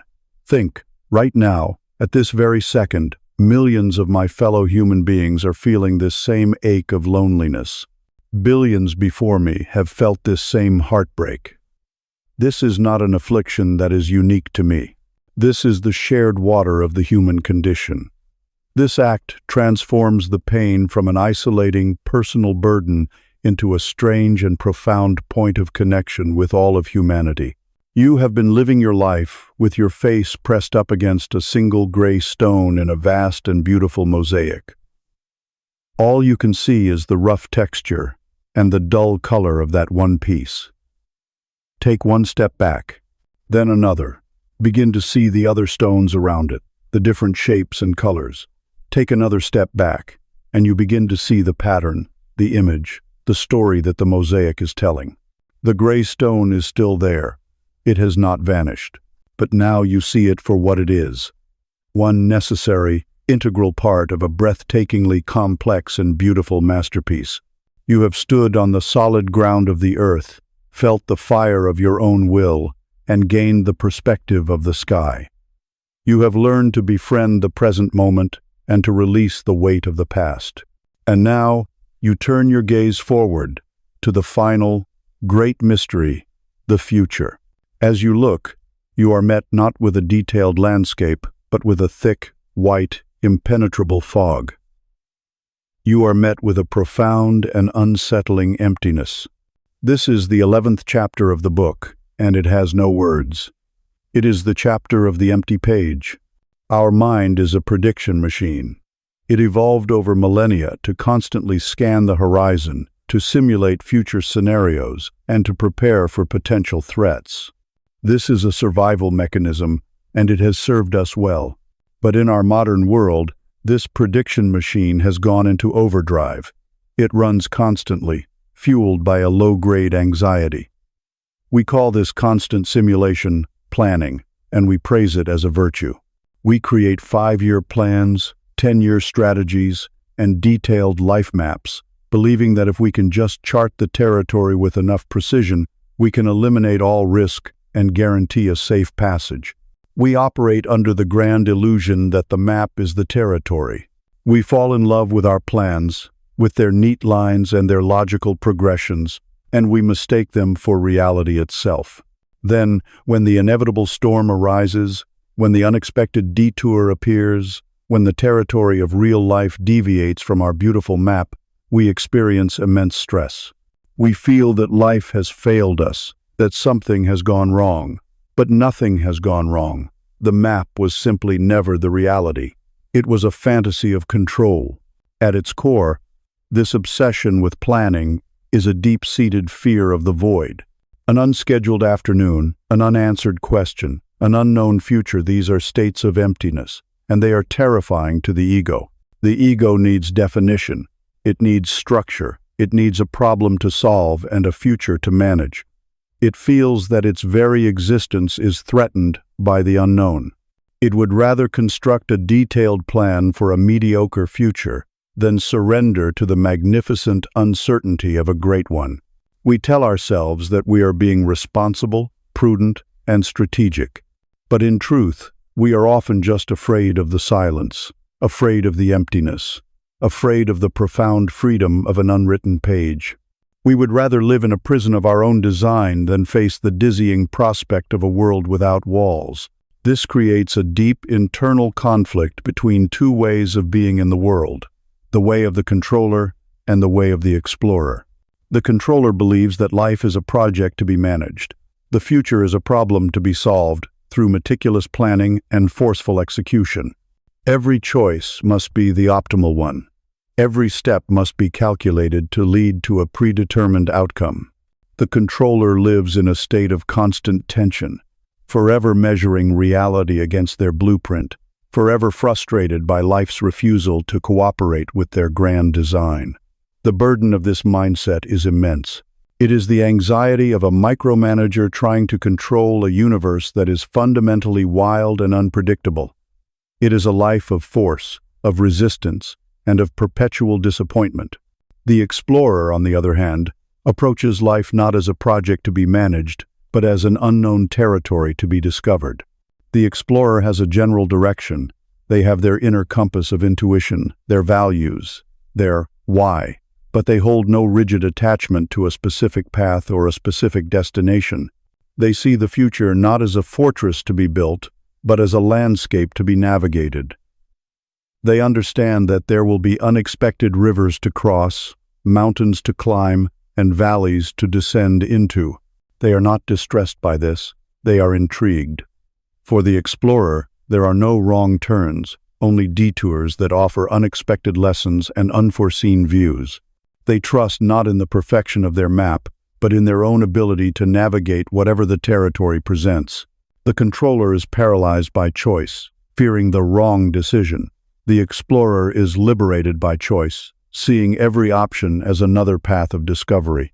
The controller seeks to conquer the future. The explorer seeks to dance with it. The core message of this chapter is a radical reframing of uncertainty. The empty page of the future is not a threat. It is the ultimate promise. It is the source of all hope, all creativity, all novelty, all grace. A page that is already written is the past. It is a story that is finished and cannot be changed. Its certainty is the certainty of a tombstone. The emptiness of the future is the very condition that makes freedom possible. To fear the empty page is to fear your own power to create. It is to wish for a life that is already determined, a fate that is already sealed. It is to ask for the comfort of the cage. Imagine you are walking a path through a dense fog. You can see only 1 or 2 steps ahead of you. The rest of the path is completely obscured. The controller in you panics. It tries to guess the entire route. It worries about unseen obstacles far ahead.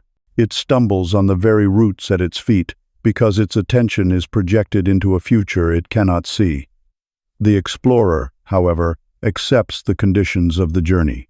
The explorer understands that they do not need to see the destination.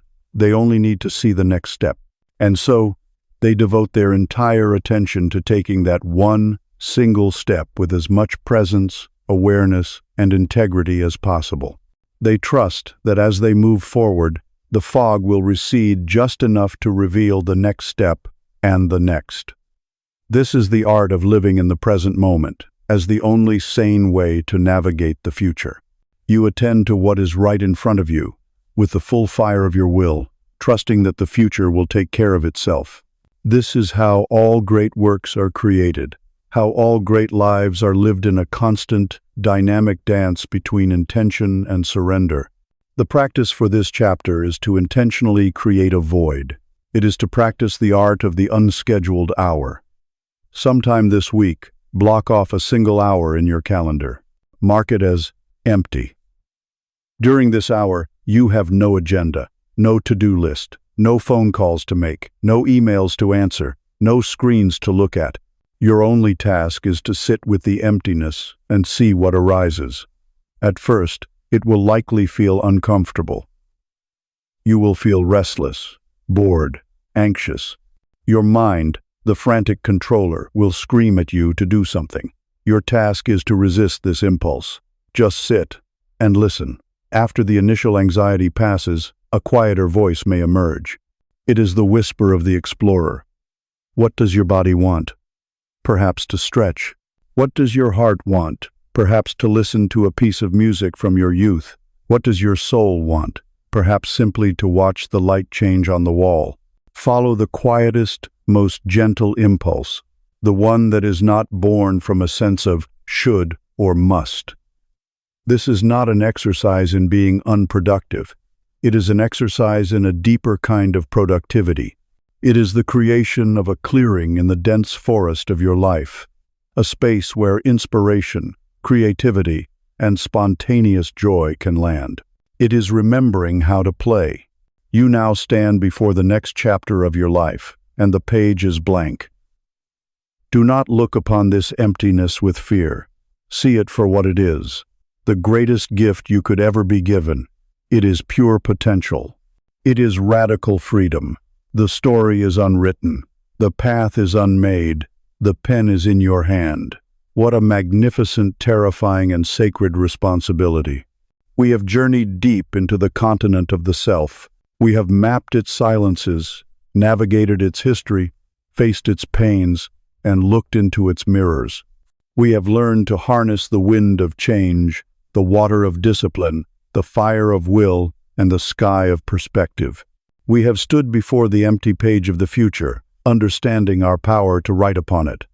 We have done the essential work of building a strong, sovereign, and self-aware I. But an I that exists only for itself eventually becomes a gilded cage. A self that has been meticulously built but has no purpose beyond its own maintenance will begin to feel like a beautiful, empty museum. After learning to write your own story, you discover a new and even more profound truth. The ultimate purpose of your story is for it to intersect with other stories. The purpose of a strong self is to be able to give of itself.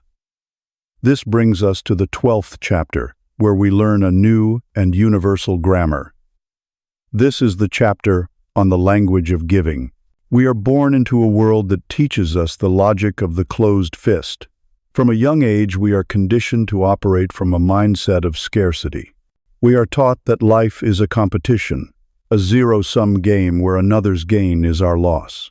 The central question that our culture trains us to ask in any situation is, what's in it for me? We learn to hoard our resources, our time, our knowledge, our energy, believing that to give is to lose. This transactional mindset turns every interaction into a negotiation, every relationship into a ledger of debts and credits. The ego, by its nature, is a hungry ghost. It is insatiable. It seeks to accumulate praise, possessions, status, experiences, under the mistaken belief that having more will finally make it feel whole.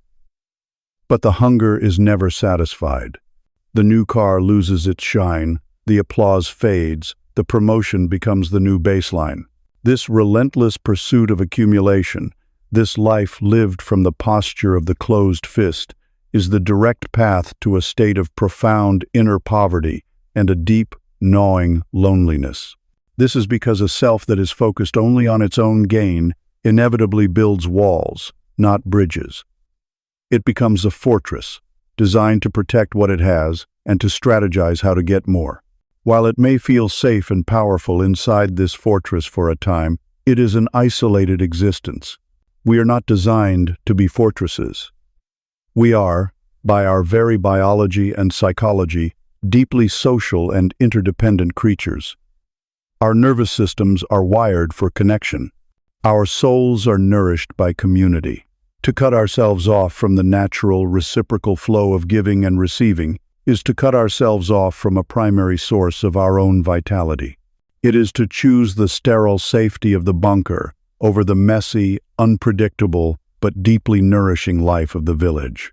This creates a powerful internal conflict between the way of the merchant and the way of the gardener. The merchant lives inside each of us. It is the part of us that fears scarcity and views the world as a marketplace. The merchant is always calculating, always assessing the deal. If I help this person, what can they do for me in the future? If I share this knowledge, will someone else use it to get ahead of me? The merchant is terrified of being exploited, of being seen as a fool, of making a bad bargain. Its primary emotional state is one of suspicion, and its greatest fear is being taken advantage of. Its fist is clenched, but there is also a gardener within us. The gardener sees the world not as a marketplace, but as an ecosystem.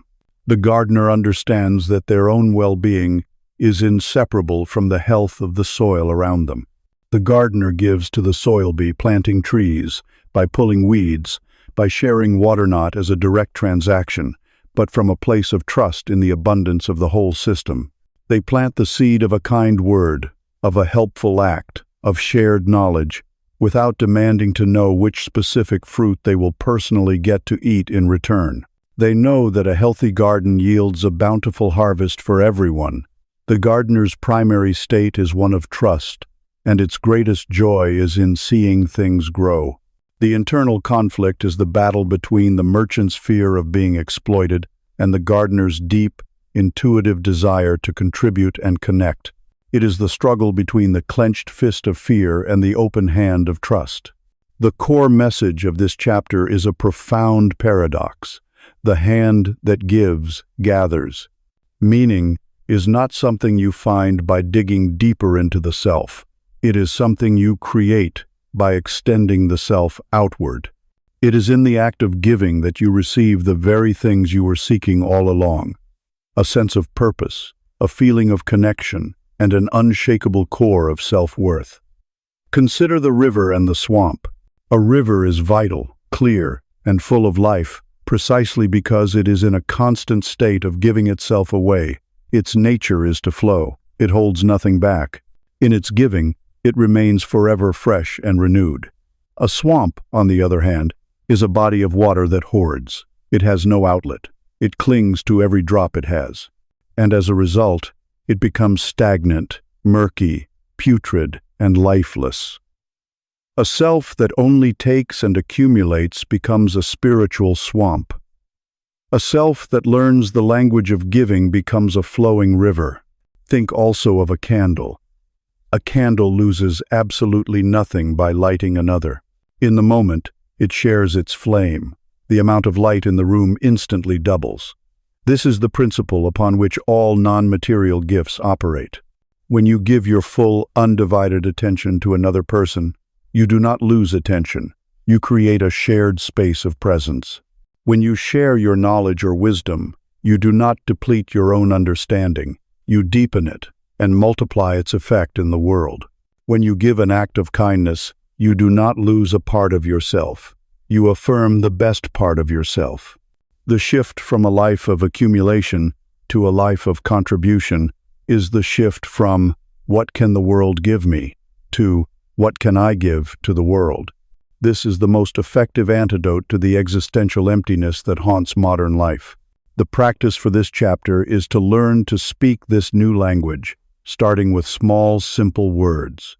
First, commit to one anonymous act of kindness each day. The conditions are crucial. It should be anonymous if possible, and you must expect absolutely nothing in return, not even a feeling of self-satisfaction. Pick up a piece of trash on the street. Leave a thoughtful, positive comment on the work of a small creator online. Pay the toll for the car behind you. The purpose of this practice is to short-circuit the transactional wiring of the merchant mind. It is to experience the clean, pure joy of a gift with no strings attached. Second, practice the art of giving your full presence. This is one of the rarest and most precious gifts in our distracted world. The next time you are in a conversation, put your phone away. Turn your body to face the person. Look at them and listen. Do not listen in order to formulate your reply. Listen simply to understand. Let their words and feelings land in the open space of your attention. To make another human being feel truly seen and heard is a profound act of giving that can heal both them and you. Finally, identify your surplus. It may not be money. We all have a surplus of something. Do you have a surplus of knowledge on a certain topic? A surplus of a skill like fixing things or organizing spaces? Do you simply have a surplus of time? This week, find one small way to give away some of your surplus. Offer to help a neighbor with their garden. Spend an hour tutoring a student for free.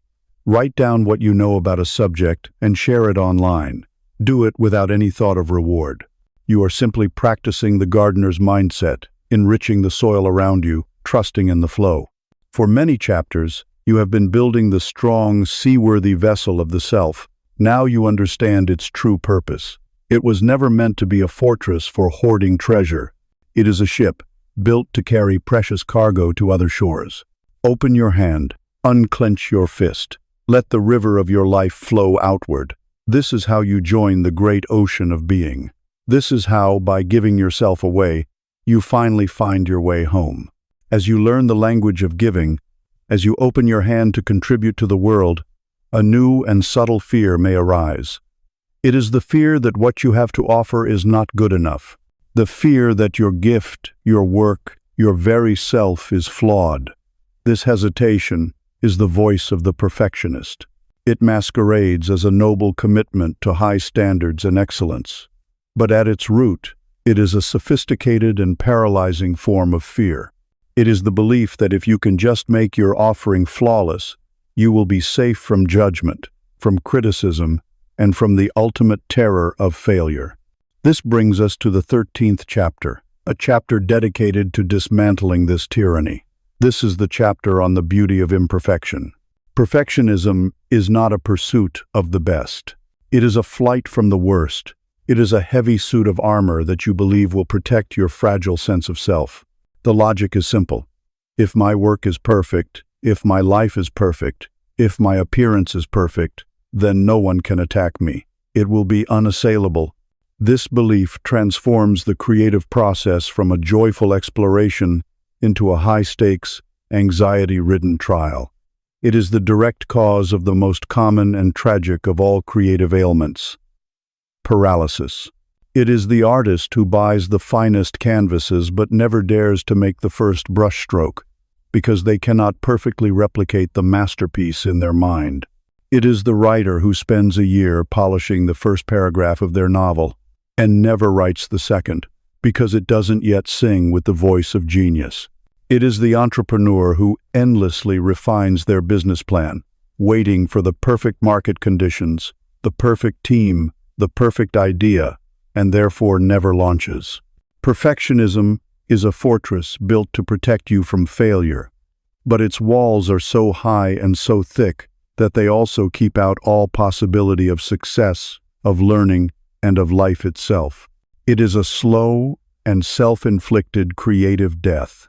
At its core, this drive is inextricably linked to shame. The perfectionist operates under the toxic belief that I am what I produce. Therefore, a flawed piece of work does not simply mean the work is flawed. It means I am flawed. A mistake is not an event. It is an indictment of my fundamental worth. The fear is not just of creating something mediocre. It is the terror of being exposed as mediocre yourself. This transforms every task into a referendum on your value as a human being. It is no wonder, then, that we procrastinate. It is no wonder that we choose the safety of inaction over the terrifying vulnerability of creating something that might be less than perfect. When the stakes are that high, it is safer not to play the game at all. This creates a brutal internal conflict between the critic and the creator. The perfectionist within you is a merciless inner tyrant. This critic stands over your shoulder as you work, pointing out every potential flaw before it is even committed. That's not good enough, it sneers. You're not talented enough for this. People will laugh. Start over. Do it again. Better. This voice is relentless. It extinguishes all spontaneity, all playfulness, all joy from the act of creation. It demands a flawless outcome from a process that is, by its nature, messy and iterative. Under this constant scrutiny, the fragile creator within you begins to wither. The creative impulse, in its purest form, is like a young child. It needs to be given permission to make a mess, to experiment, to be awkward, to fail, to try again. It needs to be met with encouragement and curiosity, not with rigid judgment. In the war between the inner critic's demand for a perfect product and the inner creator's need for a safe process, most of us have allowed the critic to win for so long that we have forgotten we even have a creator inside us. It has gone into hiding, waiting for a safe time to emerge, a time that, under the reign of the perfectionist, will never come. The core message of this chapter is a quiet revolution of thought, an embrace of a more beautiful and humane philosophy. It is the wisdom that perfection is the enemy of the good, the enemy of the done, the enemy of the beautiful itself. The most profound beauty in the universe is not found in sterile, machine-made flawlessness, but in the unique, character-rich tapestry of imperfection. Consider the ancient Japanese art of kintsugi. When a cherished piece of pottery is broken, it is not discarded as worthless. The pieces are painstakingly collected and reassembled by a master craftsman, and the cracks are not hidden or disguised. They are filled with a precious lacquer mixed with powdered gold. The philosophy of kintsugi is that the bowl is more beautiful for having been broken. The lines of gold that trace the history of its wounds become its most celebrated and stunning feature. They tell a story of resilience, of healing, of a life lived. This is the philosophy we must apply to our own lives. Our so-called flaws, our scars, our histories of failure and brokenness are not shameful defects to be hidden. They are the golden seams that give us our depth, our character, and our unique, unrepeatable beauty. Look to the natural world. It is relentlessly creative, but it is never perfect in a sterile sense. No two snowflakes, no two trees, no two mountain ranges are exactly alike. The beauty of a weathered ancient tree is in its gnarled branches, its uneven bark, the places where it was struck by lightning and healed itself. The beauty of a human face is in its subtle asymmetries, the lines etched by laughter and worry. Perfection is cold, sterile, and inhuman. Character is warm, complex, and alive. To strive for perfection is to strive to be a machine. To embrace imperfection is to embrace your own humanity. You must adopt the mantra of the Creator. Done is better than perfect. It is a sacred incantation against the paralysis of the critic. It prioritizes action over idealized fantasy. It prioritizes learning from a finished, flawed piece of work over remaining stagnant with an unfinished, perfect idea. You cannot edit a blank page. You can only improve something that already exists. The practice for this chapter is to engage in the art of deliberate imperfection. First, undertake a good enough project.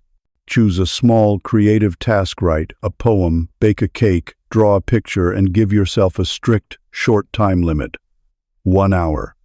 30 minutes. Your explicit goal is not to create a masterpiece. Your goal is to finish, to create something that is simply good enough. When the time is up, you must stop, and then you must share it with at least one person. This practice is an exercise in decoupling your self-worth from the outcome. It is training in the feeling of completion and the courage of vulnerability. For those truly frozen by the fear of making a mistake, a more radical practice is needed, the intentional flaw. In your next low-stakes creative endeavor, deliberately introduce a small imperfection.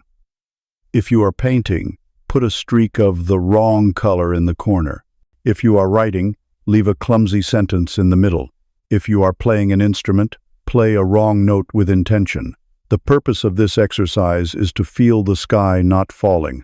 It is to experience the disaster of being imperfect and to realize that there is no disaster. The world does not end. No one points and laughs. You are simply desensitizing your nervous system to the fear that has held you hostage. Finally, you must change your inner dialogue. You must fire the critic and hire a kinder inner coach. Instead of judging the final product, learn to praise the process.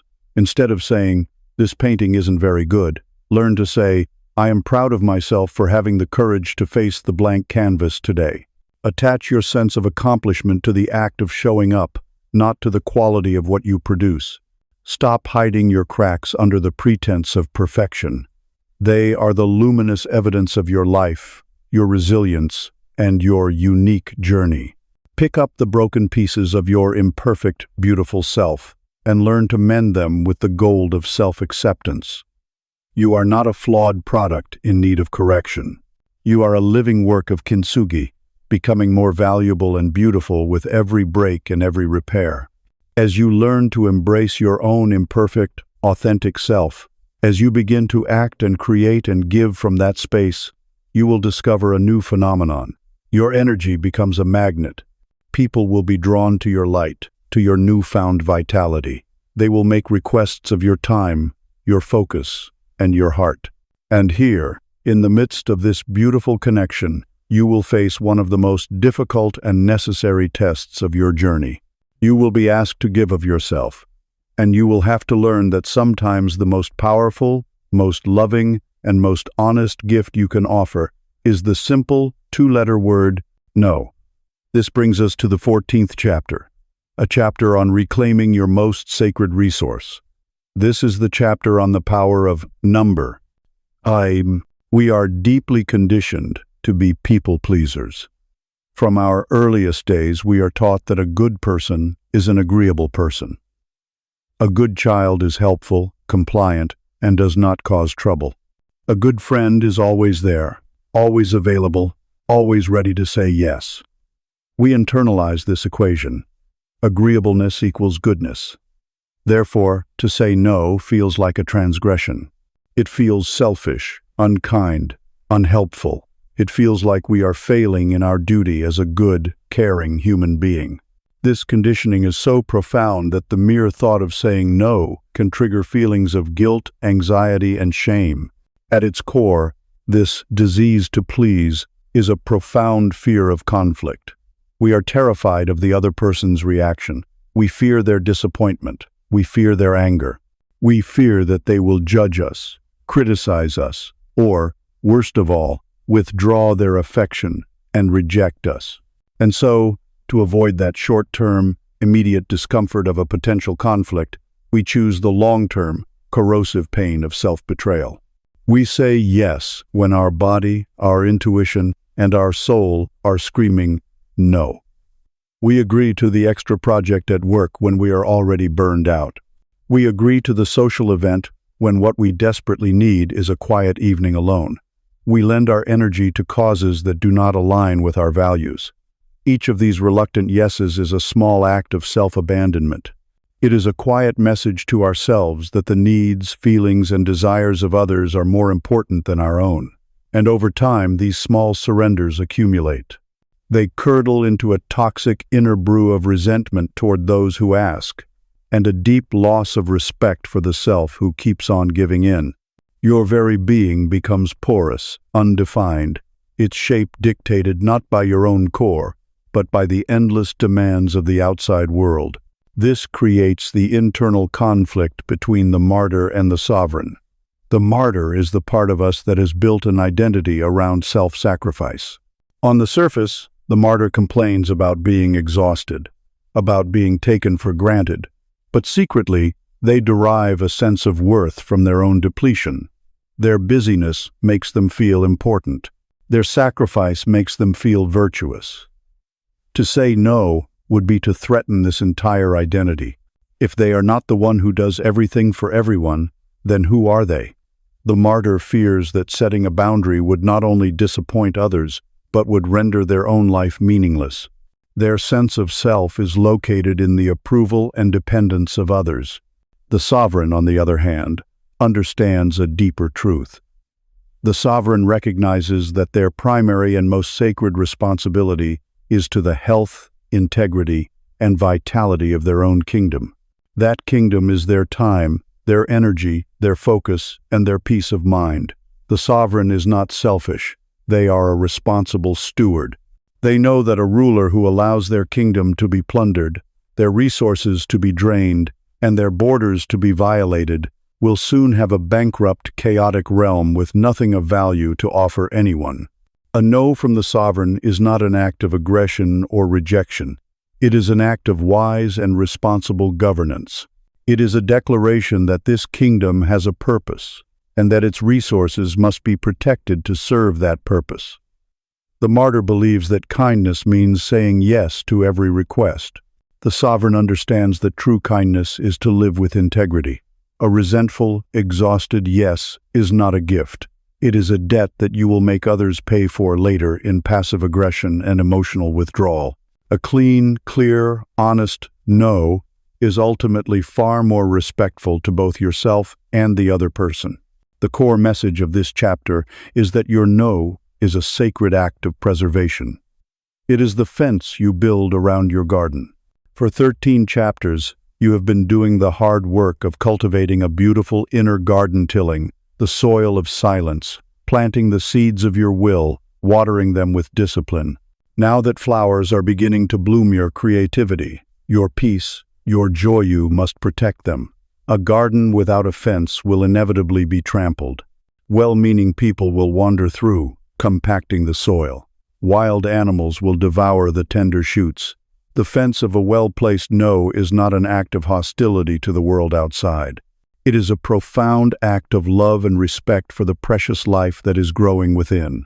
The fence creates the safe, consecrated space where your potential can come to full blossom. Think of your life force, your energy, as a river. A river's power is in its focused flow. What gives it this power? Its banks. Without strong, defined banks, the river would lose its direction and its force, dissipating into a stagnant, muddy swamp. Your no constitutes the banks of your river. Your boundaries are what give your life shape and purpose. They allow your energy to flow powerfully and effectively toward your chosen sea, rather than being squandered in 1,000 different shallow puddles of obligation. The ultimate purpose of saying no is to make your yes a sacred and powerful thing. If you say yes to everything, your yes becomes diluted and meaningless. It is a currency that has been devalued by inflation. But when you are discerning, when you say no to the requests that drain you or do not align with your core purpose, your yes becomes a conscious, wholehearted, and potent gift. When you give it with your full presence and energy. Every no to the unimportant is a sacred and resounding yes to what truly matters: your health, your family, your most important work, your inner peace. The practice for this chapter is to build your fence, one post at a time. Do not start by trying to say no to the most difficult person in your life. That is like trying to build an entire castle wall in a single afternoon.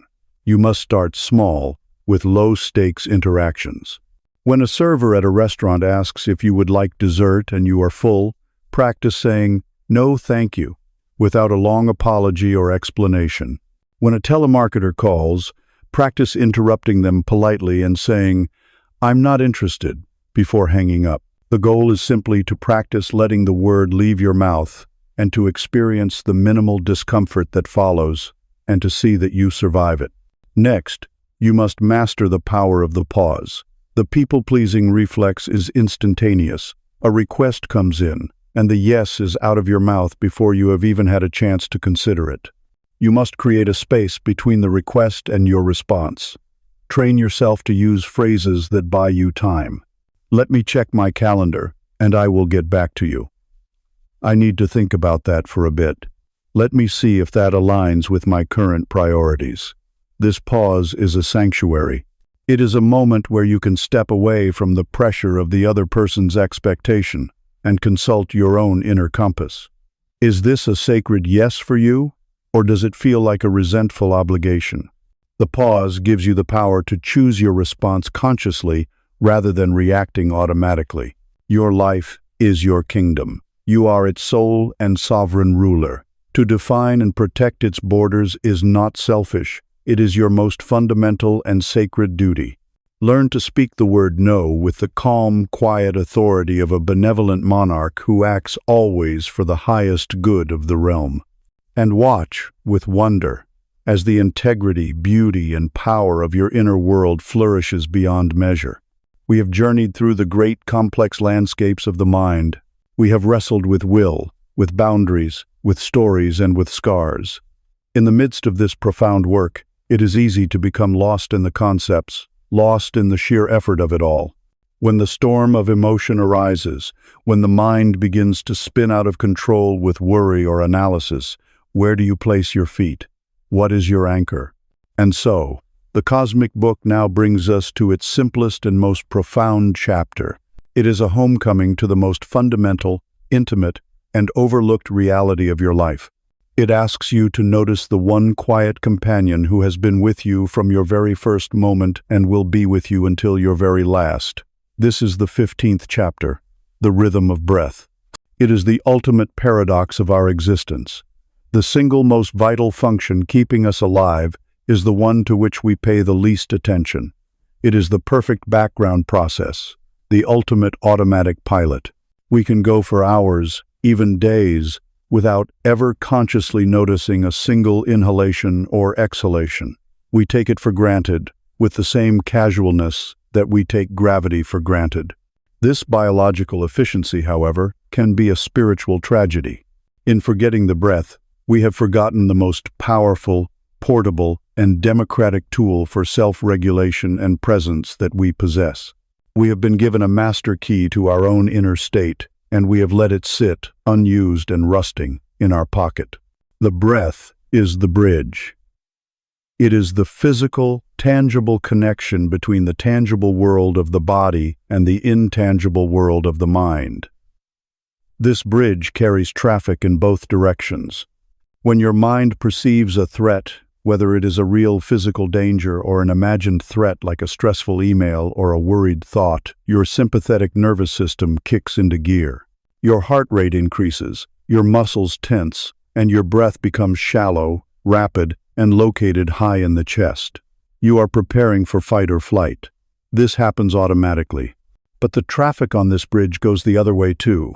By consciously taking control of your breath, by slowing it down, by deepening it, by making it rhythmic, you send a powerful signal back to your brain. The signal says, all is well, you are safe, the threat has passed.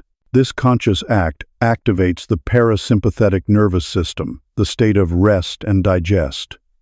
It is the direct physical lever you can pull at any moment to change your emotional and psychological state. It is the emergency brake for the runaway train of anxiety. Furthermore, your breath is an unerringly honest truth-teller. You may be able to convince yourself and others that you are fine, but your body does not lie. Your breathing pattern is an objective mirror of your inner state. Is it constricted and shallow? You are holding on to fear. Are you unconsciously holding your breath for long pauses? You are bracing against an anticipated impact. Is your breath deep, slow, and regular, flowing from the belly? You are in a state of calm and presence. Before you even try to change your breath, the simple act of observing it provides you with an accurate diagnosis of your inner weather. It is the first step in self-awareness, not judging, not fixing, but simply noticing what is true in this moment. This leads to the great internal conflict that anyone who has ever tried to meditate will recognize. The conflict between the wandering mind and the faithful breath. Your mind is a time traveler. It is a restless entity, constantly leaping out of the present moment. It catapults itself into the future to rehearse conversations and anticipate disasters. It slingshots itself into the past to relitigate old arguments and wallow in regret. It is almost never here, in the only moment where life is actually happening. The breath, on the other hand, is the embodiment of the present moment. By its very nature, it can only exist now. You cannot breathe yesterday's breath. You cannot inhale a breath that you will take tomorrow. Each inhalation, each exhalation is a singular, unrepeatable event that occurs in the pure, undivided now. The practice of returning to the breath is the practice of taming the time-traveling mind. The mind will rebel. You will resolve to watch one full breath, and before you have even finished the inhale, your mind will have been hijacked by a thought about your to-do list, by a memory, by a sound in the room. This is not a sign of failure. This is the nature of the mind. The conflict is not in trying to stop the mind from wandering. That is an impossible and frustrating task.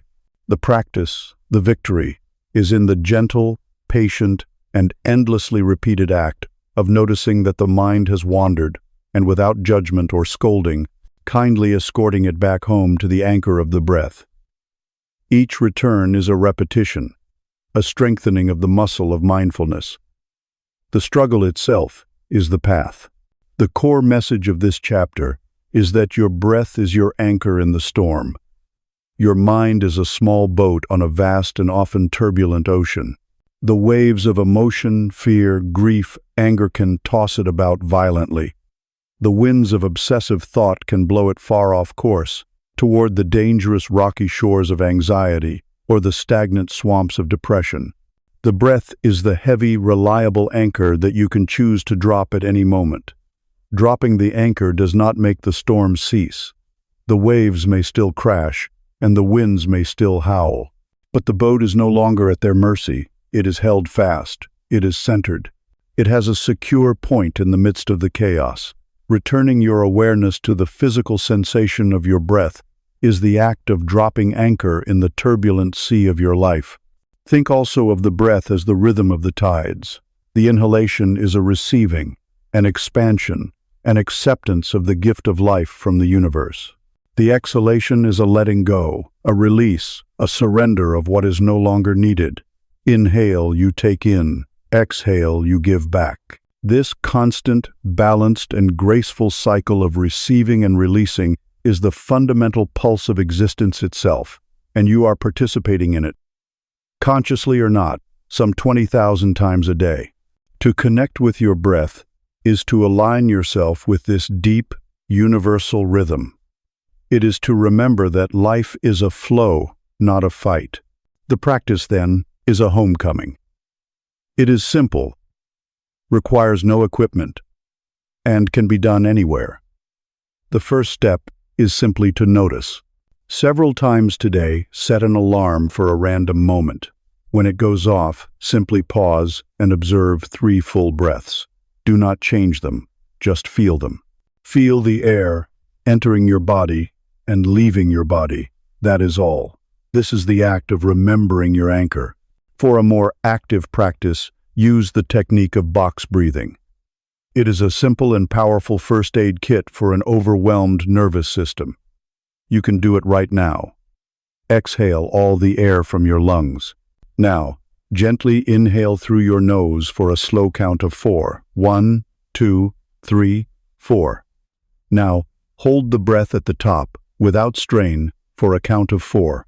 1, 2, 3, 4. Now, smoothly exhale through your mouth or nose for a count of 4. 1, 2, 3, 4. And finally, hold the emptiness at the bottom, without tension, for a count of 4. 1, 2, 3, 4. That is 1 cycle.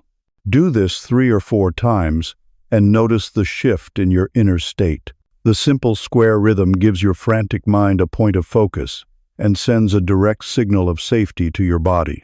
The world will always be a storm of chaos and demand. You cannot control the storm, but you carry an anchor within you at all times. It is your birthright. It is faithful, it is patient, and it is always, always available. You only need to remember to let it fall. In the midst of any turmoil, any fear, any confusion, come home to the breath. Come home to yourself. You have found your anchor in the breath, that silent, faithful companion. This anchor does not stop the mind's activity, but it allows you to observe it without being swept away. And as you watch, you begin to notice that your mind is not just a random generator of thoughts. It is, above all else, a master storyteller. It is a narrative machine. From the moment you wake, it begins to spin a tale, taking the raw, chaotic, and neutral data of your life and weaving it into a coherent plot. It assigns Rolashiro, victim, villain. It creates themes, foreshadowing, and recurring motifs. For most of your life, you have been a passive audience to this inner storyteller, believing every word it says as gospel truth. You have mistaken the story for reality. The most powerful and liberating question you will ever ask yourself is this: what story is my mind telling, and do I have to believe it? This brings us to the 16th chapter, where you cease to be the audience and become the author. This is the chapter on rewriting the inner narrative. The human brain is wired for story. It is how we make sense of a senseless world. A narrative provides structure, cause, and effect. It gives meaning to random events. This is a profound and beautiful gift. The problem is not that we tell stories. The problem is that we become unconscious prisoners of the ones that limit and harm us. Buried deep within our psyche are core narratives, often formed in childhood from a single painful event or a repeated message from our environment. These stories become the invisible captions beneath every picture of our adult lives. You may recognize some of them. There is the tragedy titled, "I am unlovable." There is the grim drama, "I always fail in the end." There is the suspense novel, "Something terrible is about to happen," and the bestseller, "I am not good enough." We believe these titles are objective facts about ourselves and the world. They are not. They are interpretations. They are habits of thought, worn into deep grooves over years of unexamined repetition. Once we adopt one of these core narratives, a powerful psychological mechanism called confirmation bias kicks in to lock it in place. Our brain becomes a biased detective, actively seeking out any piece of evidence that confirms the truth of our negative story, while systematically ignoring or dismissing all evidence to the contrary. If your story is, "I am unlovable," a rejection in love will feel like absolute proof, while an act of affection from a friend will be brushed off as them just being nice. If your story is, "I always fail," a single mistake at work will be magnified into a catastrophe, while a string of successes will be attributed to luck or external factors. The story becomes a self-fulfilling prophecy. You act in accordance with your story, which in turn creates results that reinforce the story. The walls of your narrative prison grow thicker and stronger with each passing day, built by your own unconscious mind. This creates an internal conflict that is subtle but fierce. The grim comfort of the old script versus the terrifying freedom of the blank page. The old, negative story, however painful, is familiar. You know this character. You know how to play the role of the one who gets left behind or the one who isn't smart enough. You know your lines. You know how the third act ends. There is a strange, perverse safety in this predictability. To attempt to write a new story, I am worthy of love. I am capable and resilient, feels at first like a lie. It feels inauthentic. The moment you try to affirm the new story, the old narrator, your inner critic, screams from the director's chair. Who are you kidding? That's not you. Remember that time you failed. Remember when you were rejected. Don't be a fool. This internal resistance is immense. It requires real courage and persistence to keep telling the new story, to keep acting from this new script until it begins to feel more real than the old one. It is the conflict between being a passive reader of your own familiar tragedy or summoning the will to be the active author of an entirely new genre for your life. The core message of this chapter is the ultimate declaration of your sovereignty. You hold the pen. You are both the author and the editor of your life's story. The events of the past are like the ink that has already dried on previous pages. You cannot erase those events. But you, right now, are the one who gets to write the meaning. You are the one who frames the narrative. That business that failed, was it the final, humiliating chapter of your career, or was it the gritty, necessary, and educational first chapter of your comeback story? That painful heartbreak, was it the proof that you are unlovable, or was it the crucible that taught you what you truly need and value in a partner, preparing you for a greater love? The event is fixed. The story is flexible. You have 100% creative control over the story. Think of your mind as a fertile garden. If you do nothing, if you simply let it be, weeds will grow automatically. This is the nature of a survival-oriented brain. The weeds are the thoughts of fear, of lack, of criticism. They require no effort to cultivate. To create a beautiful garden, a garden of peace, strength, and joy, you must be a conscious and active gardener. You must be willing to do the daily work of pulling the weeds, which means noticing your negative thought patterns without identifying with them. And you must be willing to deliberately plant the seeds of the flowers and fruits you wish to see, which means consciously choosing and repeating the new, empowering narrative you wish to live by. The practice for this chapter is to enter the author's workshop. It is a three-step process of literary reclamation. First, you must identify the old script. Become a detective of your own thoughts. For the next few days, listen carefully to your own self-talk. What is the primary negative story that your mind tells you? The one that causes you the most pain and limitation? Isolate it. Write it down on a piece of paper, word for word. For example, the story I have been telling myself is that I am not disciplined enough to ever achieve my most important goals. Look at it. See it for what it is, not a fact, but a story. Second, you must find the contradictory evidence. You are now a defense attorney, arguing against this libelous old story. Your task is to find every single piece of evidence from your entire life that proves this story is a lie. Make a list. Scour your memory. No piece of evidence is too small. Did you wake up on time this morning? That is an act of discipline. Did you finish a difficult project last year? Evidence.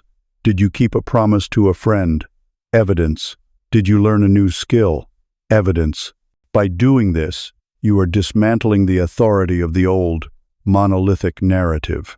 You are proving to yourself that the story is not only not true, it is demonstrably false. Third, you must write the new chapter title. Based on your new evidence, you are now ready to craft a new, empowering, and, most importantly, believable statement. This is not about delusional positive thinking. You are not going from "I am not disciplined" to "I am the most disciplined person in the world." You are crafting a new truth that is grounded in evidence. Perhaps your new story, your new affirmation is, "I am a person who is capable of great discipline, and I am strengthening this muscle every day." Or, "My history contains clear evidence of my strength and my ability to follow through. I build on this strength daily." Write your new narrative down. Put it where you can see it. Read it aloud every morning. And most importantly, when the old story rears its head, you must consciously and calmly replace it with the new one. You must say, that is the old story. The new story, the truer story, is this. The old book of your life, with its sad and tired plot, lies open before you. You can continue to reread that same chapter, over and over, until your last day. Or you can take a deep breath, pick up the pen, turn to a fresh, clean, empty page, and write a new title for a new chapter. The story is yours to command. The pen is in your hand. Begin. To rewrite your inner narrative, to truly become the author of your own story, you must first be able to hear the authentic voice of the narrator. You must create a space in your life quiet enough for your own truth to emerge, uncontaminated by the opinions, edits, and expectations of the world. In a culture that screams for constant connection, that celebrates the ceaseless hum of activity, and that equates being alone with being a loser, this requires a radical and courageous act. It requires the deliberate, conscious choice to be with yourself, by yourself. This brings us to the 17th chapter, a journey into the space between things, a search for the gold that is hidden in plain sight. This is the chapter on the treasure of solitude. We must begin by dismantling a great and damaging confusion, a misunderstanding that lies at the root of much of our social anxiety. We have been taught to conflate two profoundly different states of being, loneliness and solitude. Loneliness is a painful, involuntary state of lack. It is the feeling of being disconnected when you yearn for connection. It is a hunger. Solitude, on the other hand, is a chosen, voluntary state of being with oneself. It is not a state of lack, but a state of presence. It is a feast. Loneliness is the poverty of being without others. Solitude is the richness of being with yourself. Our society, with its deep fear of interiority, has forgotten this distinction. We see a person eating alone in a restaurant or choosing to spend a weekend without social plans, and we project our own fear of loneliness onto them. We imagine they must be sad, outcast, pathetic. We have forgotten that to choose one's own company can be one of the most sophisticated and replenishing of all human pleasures. Why are we so afraid of being alone? Because for many of us, our sense of self is an external construct. As we have seen, it is a reflection we have patched together from the eyes of others. We need the presence of other people to mirror back to us that we exist, that we are valid, that we are okay. When we are alone, the mirrors are taken away. There is no one to perform for, no one to impress, no one from whom to seek approval. We are left utterly and completely with ourselves. And for a person who has not yet befriended their own inner world, this can be terrifying. It is like being locked in a small room with a stranger you have been avoiding your entire life. Furthermore, we have become addicted to external stimulus. We fear not just the absence of other people, but the absence of noise, of input, of distraction. Our phones, our screens, our endless to-do lists, these are the drugs we use to keep ourselves from feeling what is really going on inside. Solitude is the act of putting down the drug. It is the moment of withdrawal, where we are forced to experience the raw, unfiltered truth of our own inner state, with all its discomfort, its boredom, and its beauty. This creates a fundamental paradox in our lives, a deep internal conflict between the social animal and the solitary soul. We are, without question, social creatures. We need community, connection, love, and belonging to thrive and survive. This need is non-negotiable.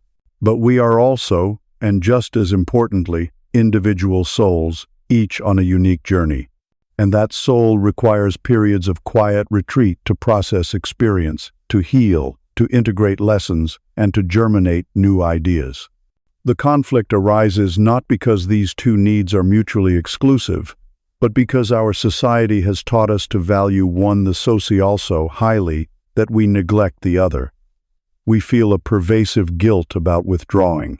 We turn down a social invitation to have a quiet evening alone, and we feel we are being selfish, antisocial, or that we are letting people down. We believe we should be more outgoing. This guilt is a form of social conditioning that has forgotten a simple truth. The quality of our connection with others is directly proportional to the quality of our connection with ourselves. A person who never spends time alone has nothing new to bring to a conversation. They become a mere echo of the group. A person who regularly retreats into solitude comes back to the world replenished, with fresh insights, a clearer perspective, and a more grounded presence. The core message of this chapter is that solitude is not a punishment, but a sacred necessity for growth. It is the chrysalis of the soul. A caterpillar does not transform into a butterfly in the middle of a crowded leaf with all its friends. It must, by an instinct deep in its being, retreat from the world. It must spin a cocoon, a space of absolute solitude, silence, and darkness. Inside this protected space, it undergoes a complete metamorphosis. The old form of the caterpillar literally dissolves into a nutrient-rich soup from which the entirely new form of the butterfly is created. This incredible act of transformation is impossible without the sacred container of solitude. It cannot be rushed. It cannot be done with an audience. This is the purpose of solitude in our lives.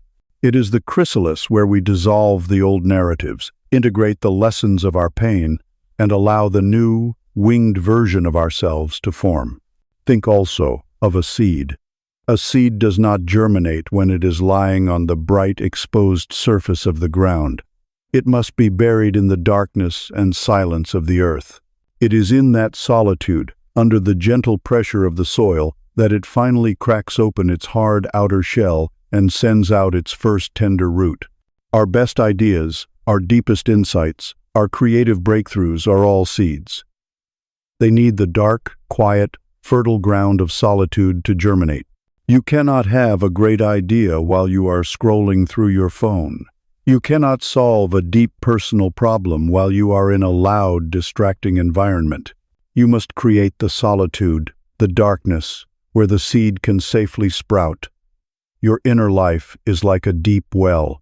Every social interaction, every act of giving, every time you show up for the world, you are drawing water from this well. This is good and necessary.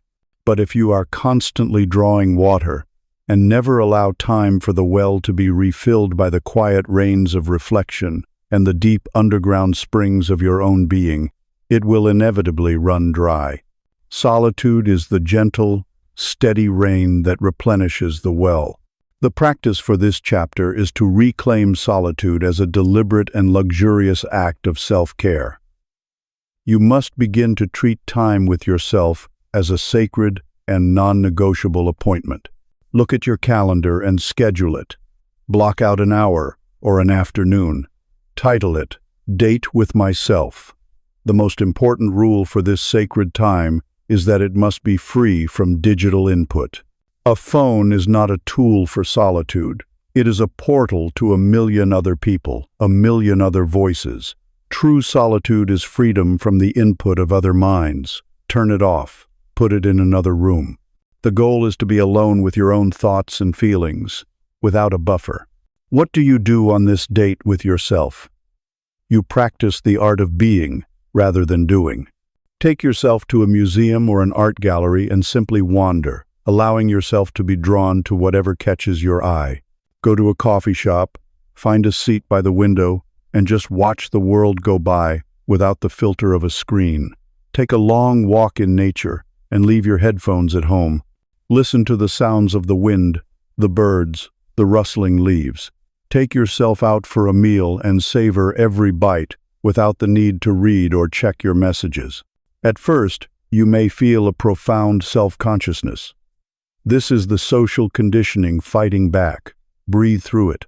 This feeling will eventually be replaced by a quiet sense of self-possession and a newfound freedom. You are learning to be good company for yourself. Do not fear the silence between the notes.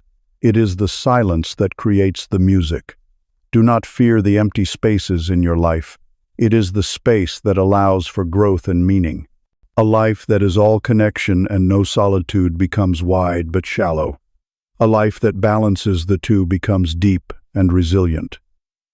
Retreat into your chrysalis.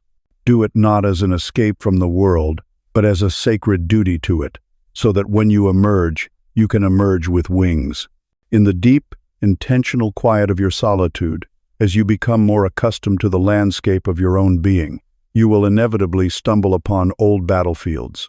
They are the overgrown, haunted places within you, the sites of your greatest wounds. You will find the ruins of a past failure, the crater left by a devastating heartbreak, the shadow of a trauma you thought you had long since buried. The first instinct, the conditioned reflex, is to turn away. It is to quickly cover the site with fresh earth, to pretend it does not exist, to feel a hot flush of shame for the evidence of your own damage. We have been taught that a good life is a clean life, an unblemished story. This brings us to the 18th chapter, a chapter about the sacred art of honoring your own history of survival. This is the chapter of the scars as trophies. Our world is obsessed with the illusion of the flawless surface. We are relentlessly bombarded with images of curated perfection, perfect bodies, perfect families, perfect careers, perfect vacations. The implicit message is that a successful life is a smooth life, a life without visible damage. This creates a culture of hiding. We learn to become masters of concealment, applying a cosmetic layer of positivity and competence over any evidence of our struggles. We treat our wounds, both physical and emotional, not as parts of our story, but as shameful blemishes to be hidden at all costs. This shame is a venom that seeps deep into the soul. It is crucial to distinguish it from guilt. Guilt is the feeling that I did something bad. Guilt, in healthy doses, can be a moral compass, prompting us to make amends. Shame, however, is the far more toxic belief that I am bad. Shame is not about an action, it is a verdict on our identity. We hide our scars because they trigger this deep-seated feeling of being fundamentally flawed. The business that failed is not just a past event. We carry its scar as proof that I am a failure. The relationship that ended is not just a memory. Its scar whispers to us that I am unworthy of love. The period of depression or anxiety is not just a difficult chapter. Its scar makes us feel that I am broken or I am weak. And so, we invest an immense and continuous amount of our life force into the project of hiding. We avoid certain topics of conversation. We dodge questions about our past. We construct elaborate and exhausting facades of being fine. We live in constant, low-grade fear of being found out, of someone getting close enough to see the cracks in our polished armor. This project of hiding is what keeps us trapped. It prevents us from ever feeling truly authentic, truly known, or truly connected to others. The scar itself is not the source of the ongoing pain. The hiding of the scar is. This leads to a pivotal internal conflict, a choice you must make over and over again about the identity you will inhabit, the identity of the victim, or the identity of the survivor. These are two possible narratives that can be woven from the very same event, from the very same scar. The victim narrative focuses on the wound itself. It says, "Look what was done to me. Look at this terrible damage. My life is defined by this injustice, this pain. This scar is proof that I am broken, and it is the reason I cannot move forward." This identity can offer a strange, morbid comfort. It can elicit sympathy from others, and it can absolve us from the difficult responsibility of healing and growing. It is a story of stasis, of a life forever defined by its point of impact. The survivor narrative, which, with time, can mature into the even more powerful warrior narrative, tells a different story. It looks at the very same scar and says, "Look what I endured.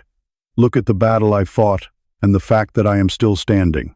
This scar is not the mark of my weakness, it is the mark of my strength. It is the precise point where the pain ended and my healing began." The survivor or warrior defines themselves not by the wound, but by their relationship to the wound. They choose to see the scar not as a symbol of their damage, but as a testament to their resilience. The internal conflict is a constant choice of interpretation. When you touch your scar, in memory or in reality, do you do so with a shudder of shame and regret? Or can you learn to touch it with a sense of reverence for the battle you fought, for the person you had to become in order to heal? The core message of this chapter is that your scars are not a sign of your weakness. They are the undeniable proof of your strength. A life without scars is a life that has not been fully lived. It is a story without a plot. A smooth, unblemished surface has never been tested, has never taken a risk, has never loved with abandon, has never fought for something that matters. Your scars are the map of your life, and to be ashamed of the map is to be ashamed of the journey itself. They are the marks of a veteran. A young, untested soldier may boast of his clean uniform, but a true warrior is respected for their scars. They are not something to be hidden in shame. They are a record, etched into flesh and spirit, of the battles they have faced and the wisdom they have earned. Each scar tells a story. This scar taught me about betrayal, and from it, I learned the true meaning of loyalty. This scar taught me about failure, and from it, I learned the invaluable lesson of humility. This scar taught me about heartbreak, and from it, I learned the true depth of my capacity to love. Consider the resilience of a great tree. When a storm tears one of its branches, the tree does not perceive it as a failure. It immediately begins the process of healing. It seals the wound, and over years, the wood that grows around that injury, the scar tissue, becomes the strongest, densest, most resilient wood on the entire tree. The place where it was broken becomes a source of concentrated strength. Our own emotional and spiritual wounds operate on the same principle. The parts of us that have been broken, if we allow them to heal, do not just return to their previous state. They become stronger, more compassionate, more wise. The person who has known deep poverty can have a more profound appreciation for simple abundance. The person who has known profound loneliness can become a master of true connection. The place where you were wounded can become the sacred ground from which your greatest gifts to the world will grow. The practice for this chapter is a form of emotional alchemy. It is a way to revisit the battlefields of your past, not as a victim, but as a historian and an alchemist, determined to extract the gold.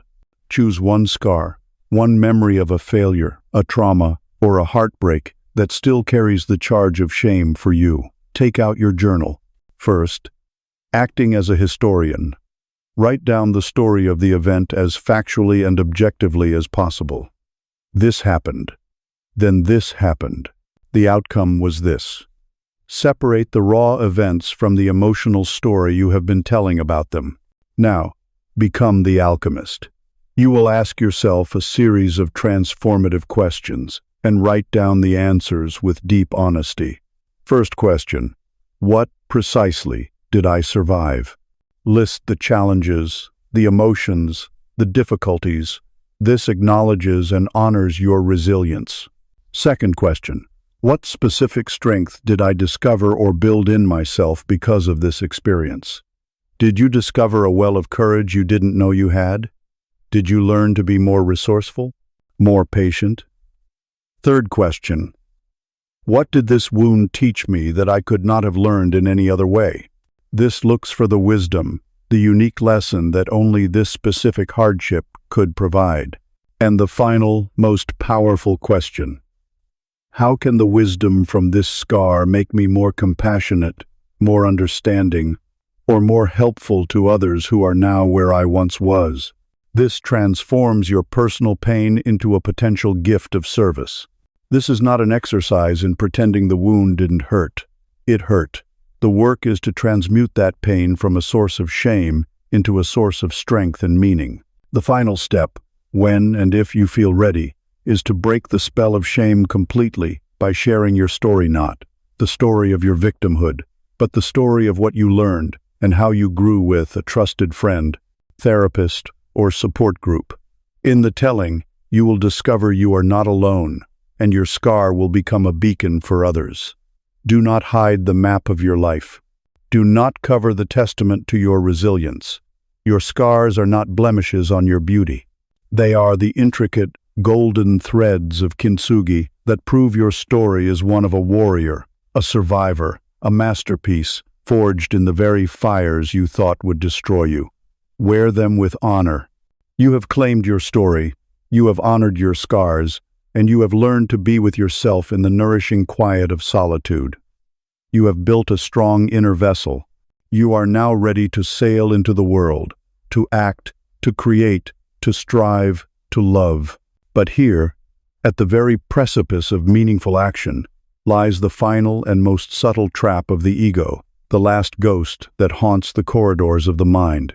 It is the trap of expectation. It is the belief that our effort entitles us to a specific result, that our virtue guarantees us a reward, that our love ensures we will be loved in return. We do the work, and so we expect the prize. The universe, however, does not operate on a system of contracts. It operates on a system of flow, of mystery, of grace. To truly navigate its waters with peace and power, you must learn the final and most profound art of the sailor, the art of surrender. This is the 19th chapter, the art of releasing expectation.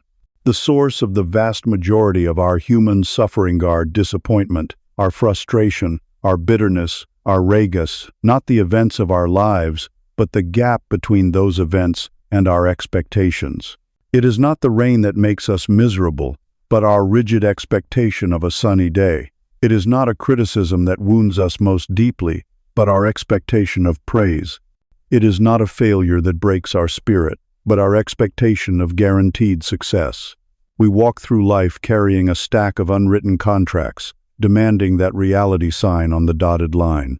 If I work this hard, reads one contract, I should be wealthy and successful. If I am a kind and loving partner, reads another, my partner should meet all my needs and never disappoint me. If I am a good person, reads a third, life should be fair and just to me. We hold these contracts up to life, and when life, in its wild and sovereign nature, refuses to sign, we feel cheated. We feel that a promise has been broken, but no promise was ever made. The contract existed only in our own minds. This sense of expectation is a form of egoic entitlement. The ego believes, in its magnificent arrogance, that it knows best how the story of our life should unfold. It writes a detailed script, assigns all the roles, and then directs the play from a position of supreme authority. It then becomes utterly infuriated when the other actors, other people, circumstances, the world itself, fail to say their lines correctly. It cannot comprehend that they have their own scripts, their own motivations, their own inner worlds. This desire to control the outcome, this insistence that reality conform to our personal script, is the source of all friction between ourselves and the flow of life. It is like trying to swim up a powerful river. You can expend all your energy, all your will, all your strength, and you will only find yourself exhausted and further behind where you started. This creates the internal conflict between the striver and the archer. The striver is the part of us that is fixated on the outcome.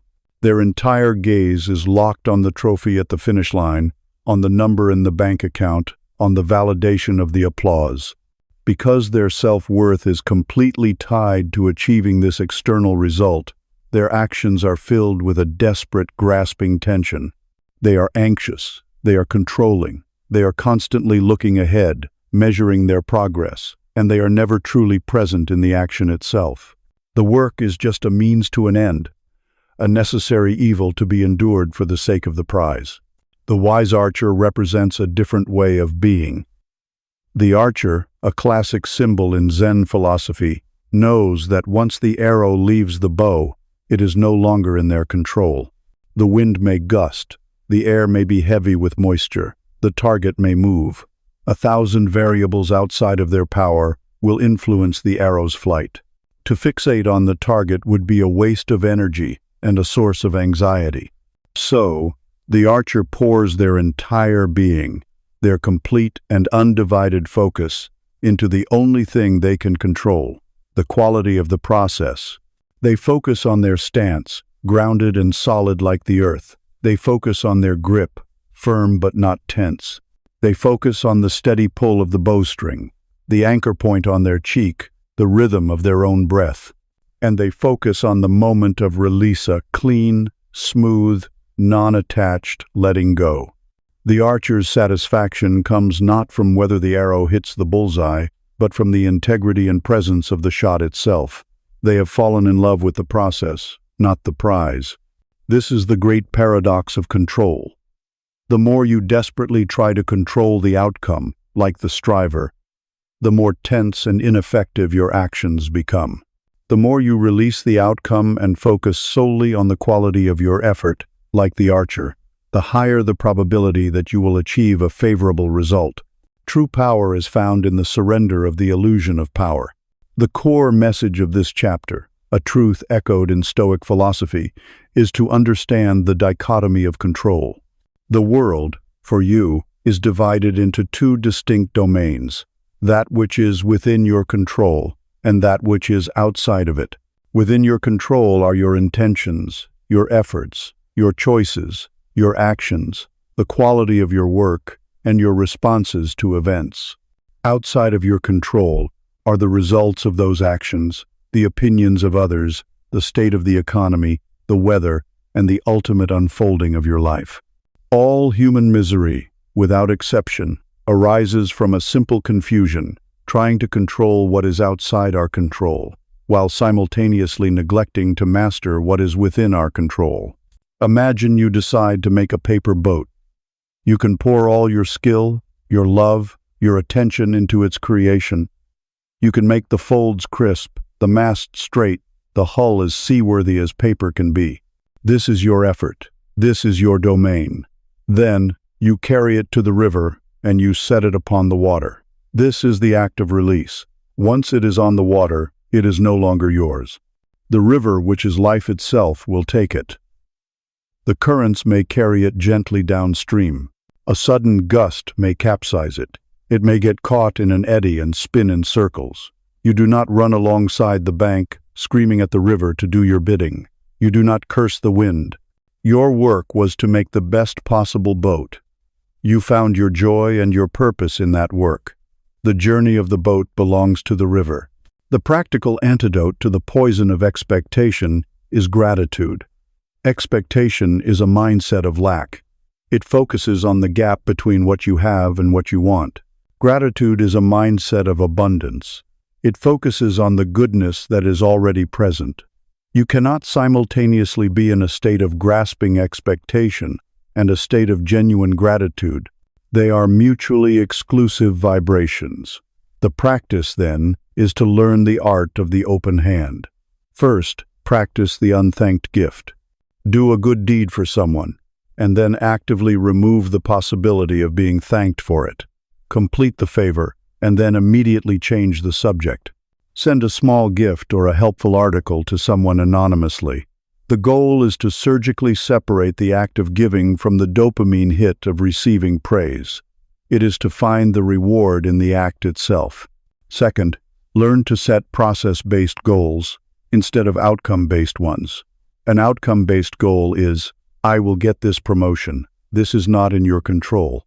A process-based goal is, I will identify the key skills for this promotion and work on them for an hour each day. I will seek feedback and perform my current duties with excellence. This is entirely within your control. An outcome-based goal is, I will lose 20 pounds in 3 months. A process-based goal is, I will nourish my body with healthy food and move it for 30 minutes, 4 times a week. Shift your definition of success from the external result to the integrity of your own daily effort.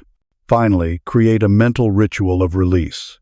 Before you begin an important task, a difficult conversation, a creative project, a major presentation, take a moment. Close your eyes. Visualize yourself performing the task with your full, undivided attention and your most excellent effort. Then, visualize yourself placing the outcome, the result, into a beautiful box. Tie a ribbon around it, attach it to a balloon, and watch it float away into the sky, releasing it to the universe. Say to yourself, my effort is my own. The result is not. This act of conscious surrender will free you to perform with a calm and focused power you have never known. Stop staring at the distant, uncertain target. Bring your awareness back to the here and now. Feel the bow in your hand. Feel the string on your fingers. Perfect the form of the shot. And then, with a peaceful and trusting heart, let the arrow fly. We have arrived at the final chapter of this cosmic book. We have journeyed together through the silent void and the weight of the past. We have sat with pain, looked in the mirror, and learned to sail on the winds of change. We have felt the slow, relentless power of water, the heat of our own will, and the vast, cool expanse of the sky. We have honored our scars and released our expectations. You have gathered insights, concepts, metaphors, and practices. And here, at the very end of the text, lies the single greatest danger in any spiritual journey, the danger of believing that the work is done. It is the trap of mistaking the menu for the meal, of confusing the map with the territory. It is the temptation to take this book, place it on a shelf in your mind as a beautiful object you now possess, and change nothing. This is the 20th chapter. It contains no new information. It offers no new philosophy. It has only a single, urgent, and life-altering instruction. Live the book. There is a subtle and cunning way the ego can hijack the process of awakening. It can take the very tools meant for its dissolution and turn them into new ornaments for its crown. This is the path of the spiritual collector. The collector amasses knowledge. They can quote the great philosophers. They can discuss the nuances of different meditative traditions. They can speak eloquently about non-attachment and ego death. Their mind becomes a museum of beautiful, well-lit concepts. They feel a sense of progress because their collection of knowledge is growing. But their life remains unchanged. Their behavior remains reactive. Their heart remains closed. They have become scholars of swimming, capable of discussing the physics of buoyancy and the hydrodynamics of the perfect stroke. But they are standing, fully clothed, at the edge of the pool, terrified to get wet. This is the great illusion of intellectual understanding. To know the path is not the same as to walk the path. The comfort of theory is a powerful sedative. It is safe. To read a book, to contemplate a philosophy, to listen to a talk, these are risk-free activities. They allow us to feel that we are engaged in the work of transformation without ever having to face the terrifying vulnerability of actual change. It is easy to agree with the concept of forgiveness in the quiet of your study. It is another thing entirely to embody forgiveness when you are face to face with the person who has wronged you. It is easy to understand the philosophy of non-attachment. It is another thing to live it when you lose the job, the relationship, or the status you have built your identity around. It is easy to appreciate the beauty of imperfection. It is another thing to release your flawed, creative work into the world for others to judge. The spiritual collector remains in the safe, clean library of theory to avoid the mud, the sweat, and the chaos of the laboratory of life. This creates the great chasm of the modern spiritual searcher, the knowing-doing gap. It is the vast, empty space between the person we know we can be and the person we actually are in the heat of a difficult moment. We know we should respond with patience, but we snap in anger at our loved ones. We know we should act from a place of courage, but we shrink in fear when faced with a challenge. We know we should trust the flow of life, but we grasp and control with white-knuckled desperation. This gap is the source of a deep and private shame. It makes us feel like hypocrites. The inner scholar, the collector of concepts, says, "I understand this principle completely."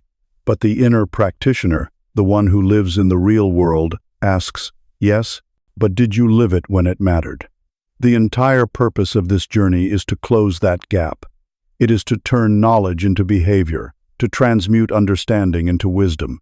The core message of this final chapter is that this book, this journey, was never meant to be an object for you to possess. It was meant to be a process for you to embody. You have been studying a map. A map is an incredible tool. It can show you the general layout of the land, point out potential dangers, and suggest a possible route. But you can stare at the map for a lifetime, and you will never know the feeling of the cool forest earth beneath your feet. You will never smell the scent of pine after a rain. You will never feel the exhilarating chill of plunging into a mountain river. The map's only purpose is to give you the confidence and the knowledge to take the first step into the real forest. The time for studying the map is over. Now, you must begin to walk. Think of a master musician. A novice can read every note on the sheet music. They can play with perfect technical precision, hitting every note at the right time. But often the music feels sterile, lifeless. It is technically correct, but it has no soul. A master musician, however, does not just play the notes. They have practiced so long, they have integrated the music so deeply that the music flows through them. They have become the embodiment of the music. They are no longer a technician executing instructions. They are a vessel for the music's soul. The philosophies in this book are your sheet music. The goal is not just to understand them, not just to be able to recite them correctly. The goal is to practice them so deeply that you no longer have to think about them. The goal is for you to become the living embodiment of compassion, of courage, of discipline, of peace. The goal is for you to become the music. The ultimate realization is this: the cosmic book is not an external text you have been reading. It has been a mirror, reflecting back to you the different facets of your own consciousness. The journey was never about learning something new. It was about awakening to the truth of what you have always been. You are the silence. You are the resilient survivor of your scars. You are the will, the perspective, the breath. To live the book is to finally stop seeing yourself as the reader, and to claim your role as the living, breathing text. You are the message. Your life is the teaching. Therefore, the final practice is not one of contemplation, but of action. It is the 1-week embodiment. Look back over the chapters of this journey. Which one core message, which one teaching calls to you most strongly right now? Which one feels the most alive, the most challenging, and the most necessary for your current stage of growth? Is it the discipline of water, the power of no, the beauty of imperfection, the art of releasing expectation? Choose one. Do not overthink it. Choose the one that makes your heart beat a little faster. Now, you must translate that concept into a concrete, observable daily behavior. This is crucial. If you chose the foundation of earth, your vow might be, for the next 7 days, I will go for a 15-minute walk every single day, no matter the weather. If you chose the language of giving, your vow might be, for the next 7 days, I will give one genuine, specific compliment to a different person each day. If you chose rewriting the inner narrative, your vow might be, for the next 7 days, every time I catch my negative story, I will stop and say my new, truer story out loud. The vow must be simple, clear, and actionable. Your commitment is to live this one behavioral vow for 1 week. Just 7 days. This is not about achieving permanent, instantaneous transformation. It is about the sacred, powerful act of taking one piece of wisdom off the high shelf of your mind and placing it onto the dusty workshop floor of your actual life. It is the practice of closing the knowing-doing gap. It is an experiment in embodiment. The words on these pages are now silent. It is your life that must give them a voice. The ink is now dry. It is your actions that must make the story real. The map has been folded and placed in your pocket. The forest awaits. Close the book. Open your life. Go and live it. And so, the final page is turned. The voice you have been listening to falls silent, and you find yourself back in that quiet room where we first began. But something is different. Listen. The storm of the world still rages outside. The noise of opinion, the winds of change, the relentless downpour of demands known of it has ceased. The world has not become a quieter or a simpler place. You have. The journey through this book was never about building a shelter to hide from the storm of life. It was about discovering the eye of the storm that has always existed within you. It was about realizing that you can stand in the midst of the wind and the rain and remain unshakable, not because you are powerful enough to stop the storm, but because you are grounded enough to no longer be moved by it. You look around the room for the book, the one whose chapters we have walked through together. But it is not on a table, it is not in your hands. And in that moment, a final, quiet understanding dawns. The book was never an object, it was a mirror. Its pages were your own consciousness. The ink was your own pain and your own potential. The stories of the anchor, the fire, the river, and the sky were your own stories. The journey was not about reading a text. It was about learning to decipher the text of your own soul. The ultimate truth is not something you have learned. It is something you have remembered. The strength is not something you have gained. It is something you have uncovered. You are no longer the seeker, looking for answers in the words of another. You have become the answer itself, waiting to be lived. You do not need to hold on to this book. You need only to hold on to yourself. The process is not over. It is now that it truly begins. The goal was never to finish the book. The goal was to give you the courage to close it, to stand up, and to walk out of this quiet room, back into the heart of the beautiful, chaotic, and imperfect storm of your life, carrying the calm, silent center within your own being. The book has not ended. Your eyes have just been opened. Now, live.